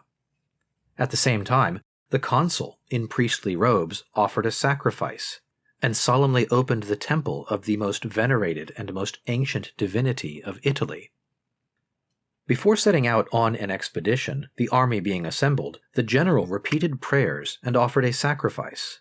The custom was the same at Athens and at Sparta. During a campaign, the army presented the image of the city. Its religion followed it. The Greeks took with them the statues of their divinities. Every Greek or Roman army carried with it a hearth, on which the sacred fire was kept up night and day. A Roman army was accompanied by augurs and pularii, feeders of the sacred chickens. Every Greek army had a diviner. Let us examine a Roman army at a moment when it is preparing for battle. The consul orders a victim to be brought, and strikes it with the axe. It falls. Its entrails will indicate the will of the gods. The auruspex examines them, and if the signs are favorable, the consul gives the signal for battle. The most skillful dispositions, the most favorable circumstances, are of no account if the gods do not permit the battle. The fundamental principle of the military art among the Romans was to be able to put off a battle when the gods were opposed to it. It was for this reason that they made a sort of citadel of their camp every day. Let us now examine a Greek army, and we will take for example the Battle of Plataea. The Spartans are drawn up in line. Each one has his post for battle. They all have crowns upon their heads, and the flute players sound the religious hymns. The king, a little in the rear of the ranks, slaughters the victims, but the entrails do not give the favorable signs, and the sacrifice must be repeated. 2, 3, 4 victims are successively immolated. During this time, the Persian cavalry approach, shoot their arrows, and kill quite a number of Spartans. The Spartans remain immovable, their shields placed at their feet, without even putting themselves on their defensive against the arrows of the enemy. They await the signal of the gods. At last, the victims offer the favorable signs. Then the Spartans raise their shields, seize their swords, and move on to battle, and are victorious. After every victory they offer a sacrifice, and this is the origin of the triumph, which is so well known among the Romans, and which was not less common among the Greeks. This custom was a consequence of the opinion which attributed the victory to the gods of the city. Before the battle, the army had addressed a prayer to them, like the one we read in Aeschylus. "To you, O gods, who inhabit and possess our land, if our arms are fortunate and if our city is saved, I promise to sprinkle your altars with the blood of sheep, to sacrifice bulls to you, and to hang up in your holy temples the trophies conquered by the spear." By virtue of this promise, the victor owed a sacrifice. The army entered the city to offer it, and repaired to the temple, forming a long procession and singing a sacred hymn, Triambos. At Rome, the ceremony was very nearly the same. The army marched in procession to the principal temple of the city. The priests walked at the head of the cortege, leading victims. On reaching the temple, the general sacrificed the victims to the gods. On their way, the soldiers all wore crowns, as was becoming in a sacred ceremony, and sang a hymn, as in Greece. There came a time indeed when the soldiers did not scruple to replace the hymn, which they did not understand, by barrack songs and raillery at their general. But they still preserved the custom of repeating the refrain, Io triumphe. Indeed, it was this refrain which gave the name to the ceremony. Thus, in time of peace, as in wartime, religion intervened in all acts. It was everywhere present. It enveloped man. The soul, the body, private life, public life, meals, festivals, assemblies, tribunals, battles, all were under the empire of this city religion. It regulated all the acts of man, disposed of every instant of his life, fixed all his habits. It governed a human being with an authority so absolute that there was nothing beyond its control. One would have a very false idea of human nature to believe that this ancient religion was an imposture and, so to speak, a comedy. Montesquieu pretends that the Romans adopted a worship only to restrain the people. A religion never had such an origin, and every religion that has come to sustain itself only from motives of public utility has not stood long. Montesquieu has also said that the Romans subjected religion to the state. The contrary is true. It is impossible to read many pages of Livy without being convinced of this. Neither the Romans nor the Greeks knew anything of those sad conflicts between church and state which have been so common in other societies. But this is due solely to the fact that at Rome as well as at Sparta and Athens, the state was enslaved by its religion, or rather, the state and religion were so completely confounded that it was impossible even to distinguish the one from the other, to say nothing of forming an idea of a conflict between the two.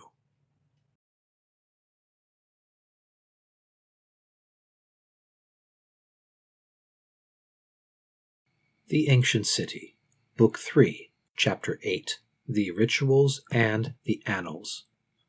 The character and the virtue of the religion of the ancients was not to elevate human intelligence to the conception of the absolute, to open to the eager mind a brilliant road, at the end of which it could gain a glimpse of God. This religion was a badly connected assemblage of small creeds, of minute practices, of petty observances. It was not necessary to seek the meaning of them. There was no need of reflecting or of giving a reason for them. The word religion did not signify what it signifies for us. By this word, we understand a body of dogmas, a doctrine concerning God, a symbol of faith concerning what is in and around us. This same word among the ancients signified rites, ceremonies, acts of exterior worship. The doctrine was of small account. The practices were the important part. These were obligatory and bound man, ligare, religio. Religion was a material bond, a chain which held man a slave. Man had originated it, and he was governed by it. He stood in fear of it, and dared not reason upon it, or discuss it, or examine it. Gods, heroes, dead men claimed a material worship from him, and he paid them the debt to keep them friendly, and still more, not to make enemies of them. Man counted little upon their friendship. They were envious, irritable gods, without attachment or friendship for man, and willingly at war with him. Neither did the gods love man, nor did man love his gods. He believed in their existence, but would have wished that they did not exist. He feared even his domestic and national gods, and was continually in fear of being betrayed by them. His great inquietude was lest he might incur their displeasure. He was occupied all his life in appeasing them. Paces deorum quaerere, says the poet. But how satisfy them? Above all, how could one be sure that he had satisfied them, and that they were on his side? Men believed that the employment of certain formulas answered this purpose. A certain prayer composed of certain words had been followed by the success that was asked for. This was without doubt because it had been heard by the god, and had exercised an influence upon him, that it had been potent, more potent than the god, since he had not been able to resist it. They therefore preserved the mysterious and sacred words of this prayer. After the Father, the Son repeated it. As soon as writing was in use, it was committed to writing. Every family, every religious family at least, had a book in which were written the prayers of which the ancestors had made use, and with which the gods had complied. It was an arm which man employed against the inconstancy of the gods. But not a word or syllable must be changed, and least of all the rhythm in which it had been chanted. For then the prayer would have lost its force, and the gods would have remained free. But the formula was not enough. There were exterior acts whose details were minute and unchangeable. The slightest gesture of the one who performed the sacrifice, and the smallest parts of his costume were governed by strict rules. In addressing one god, it was necessary to have the head veiled. In addressing another, the head was uncovered. For the third, the skirt of the toga was thrown over the shoulder. In certain acts, the feet had to be naked. There were certain prayers which were without effect unless the man, after pronouncing them, pirouetted on one foot from left to right. The nature of the victim, the color of the hair, the manner of slaying it, even the shape of the knife, and the kind of wood employed to roast the flesh, all was fixed for every god by the religion of each family, or of each city.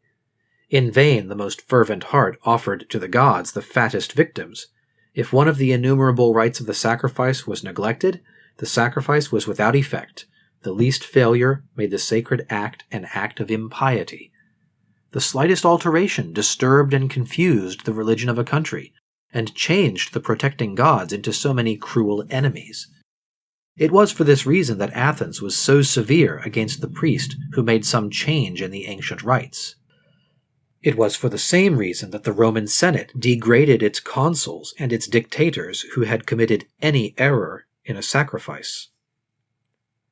All these formulas and practices had been handed down by ancestors who had proved their efficacy. There was no occasion for innovation.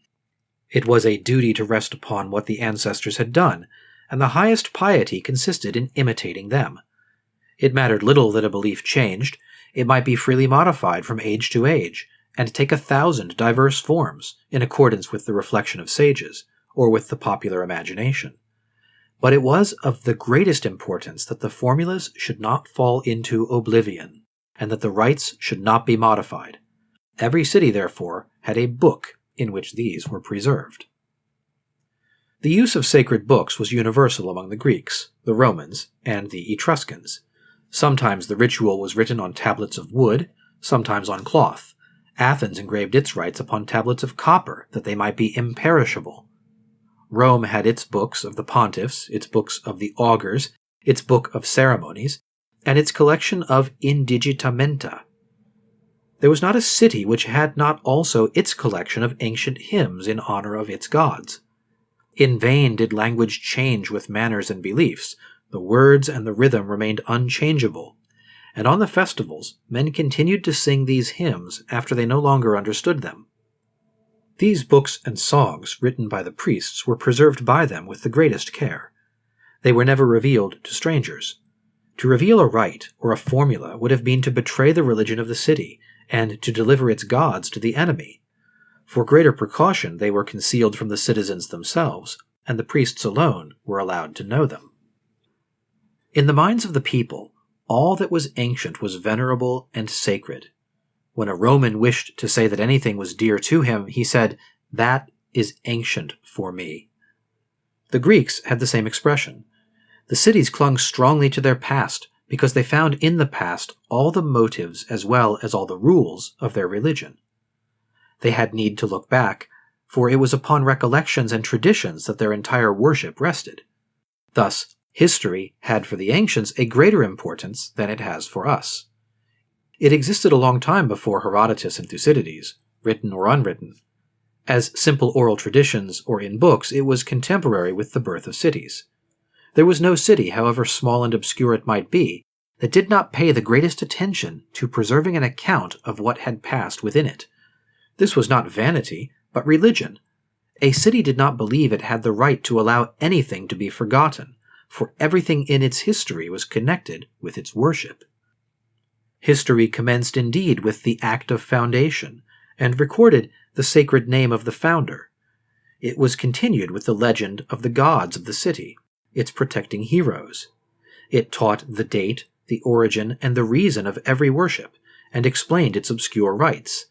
The prodigies which the gods of the country had performed, and by which they had manifested their power, their goodness, or their anger, were recorded there.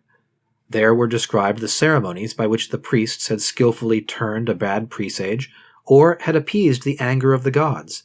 There were recorded the epidemics which had afflicted the city, on what day a temple had been consecrated, and for what reason a sacrifice had been established. There were recorded all the events which related to religion, the victories that proved the assistance of the gods, and in which these gods had often been seen fighting, the defeats which indicated their anger, and for which it had been necessary to institute an expiatory sacrifice. All this was written for the instruction and the piety of the descendants. All this history was a material proof of the existence of the national gods, for the events which it contained were the visible form under which these gods had revealed themselves from age to age. Even among these facts there were many that gave rise to festivals and annual sacrifices. The history of the city told the citizen what he must believe and what he must adore. Then, too, this history was written by the priests. Rome had its Annals of the Pontiffs. The Sabine priests, the Samnite priests, and the Etruscan priests had similar ones. Among the Greeks there has been preserved to us the recollections of the books or secret annals of Athens, Sparta, Delphi, Naxos, and Tarentum. When Pausanias traveled in Greece in the time of Hadrian, the priests of every city related to him the old local histories. They did not invent them, but had learned them in their annals. This sort of history was entirely local. It commenced at the foundation because what had happened before this date was of no interest to the city, and this explains why the ancients have so completely ignored their earliest history. Their records related only to affairs in which the city had been engaged, and gave no heed to the rest of the world. Every city had its special history, as it had its religion and its calendar. We can easily believe that these city annals were exceedingly dry and very whimsical, both in substance and in form. They were not a work of art, but a religious work. Later came the writers, the narrators, like Herodotus, the thinkers, like Thucydides. History then left the hands of the priests and became something quite different. Unfortunately, these beautiful and brilliant writings still leave us to regret the early annals of the cities, and all that they would have taught us of the beliefs and the inner life of the ancients. But these books, which appear to have been kept secret, which never left the sanctuaries, which were never copied, and which the priests alone read, have all perished, and only a faded recollection of them has remained. This trace, it is true, has a great value for us. Without it, we should perhaps have a right to reject all that Greece and Rome relate to us of their antiquities, all those accounts that appear to us so improbable, because they differ so much from our habits and our manner of thinking and acting, might pass for the product of men's imaginations. But this trace of the old annals that has remained shows us the pious respect which the ancients had for their history. Every city had archives in which the facts were religiously preserved as fast as they took place. In these sacred books, every page was contemporary with the event which it recorded. It was materially impossible to alter these documents, for the priests had the care of them, and it was greatly to the interest of religion that they should remain unalterable. It was not even easy for the pontiff, as he wrote the lines, skillfully to insert statements contrary to the truth, for he believed that all events came from the gods, that he revealed their will, and that he was giving future generations subjects for pious souvenirs and even for sacred acts. Every event that took place in the city commenced at once to form a part of the religion of the future. With such beliefs, we can easily understand that there would be much involuntary error, a result of credulity or of a love of the marvelous and of faith in the national gods. But voluntary falsehood is not to be thought of, for that would have been impious. It would have violated the sanctity of the annals and corrupted the religion. We can believe, therefore, that in these books, if all was not true, there was nothing at least that the priests did not believe. Now, for the historian who seeks to pierce the obscurity of those early times, it is a great source of confidence to know that, if he has to deal with errors, he has not to deal with imposture. These errors even, having still the advantage of being contemporary with those ancient ages that he is studying, may reveal to him, if not the details of events, at least the sincere convictions of men. These annals, it is true, were kept secret. Neither Herodotus nor Livy read them.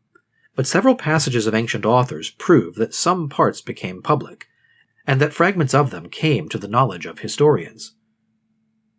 There were, moreover, besides the annals, these written and authentic documents, oral traditions, which were perpetuated among the people of a city, not vague and indifferent traditions like ours, but traditions dear to the cities, such as did not vary to please the imagination, such as men were not at liberty to modify, for they formed a part of the worship, and were composed of narrations and songs that were repeated from year to year in the religious festivals.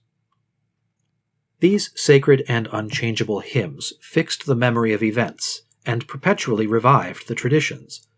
Doubtless we should be wrong in believing that these traditions had the exactitude of the annals.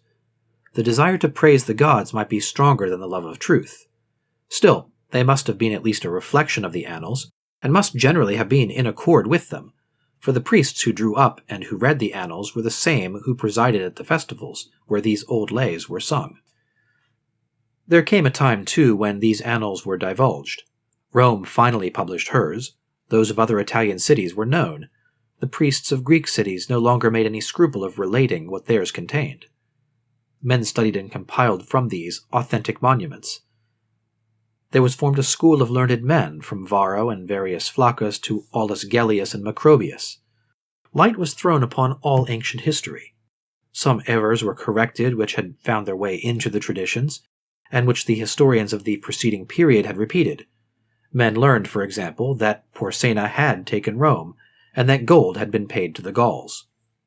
The age of historical criticism had begun, but it is worthy of remark that this criticism, which went back to the sources and studied the annals, found nothing there that authorized it to reject the historic whole which writers like Herodotus and Livy had constructed.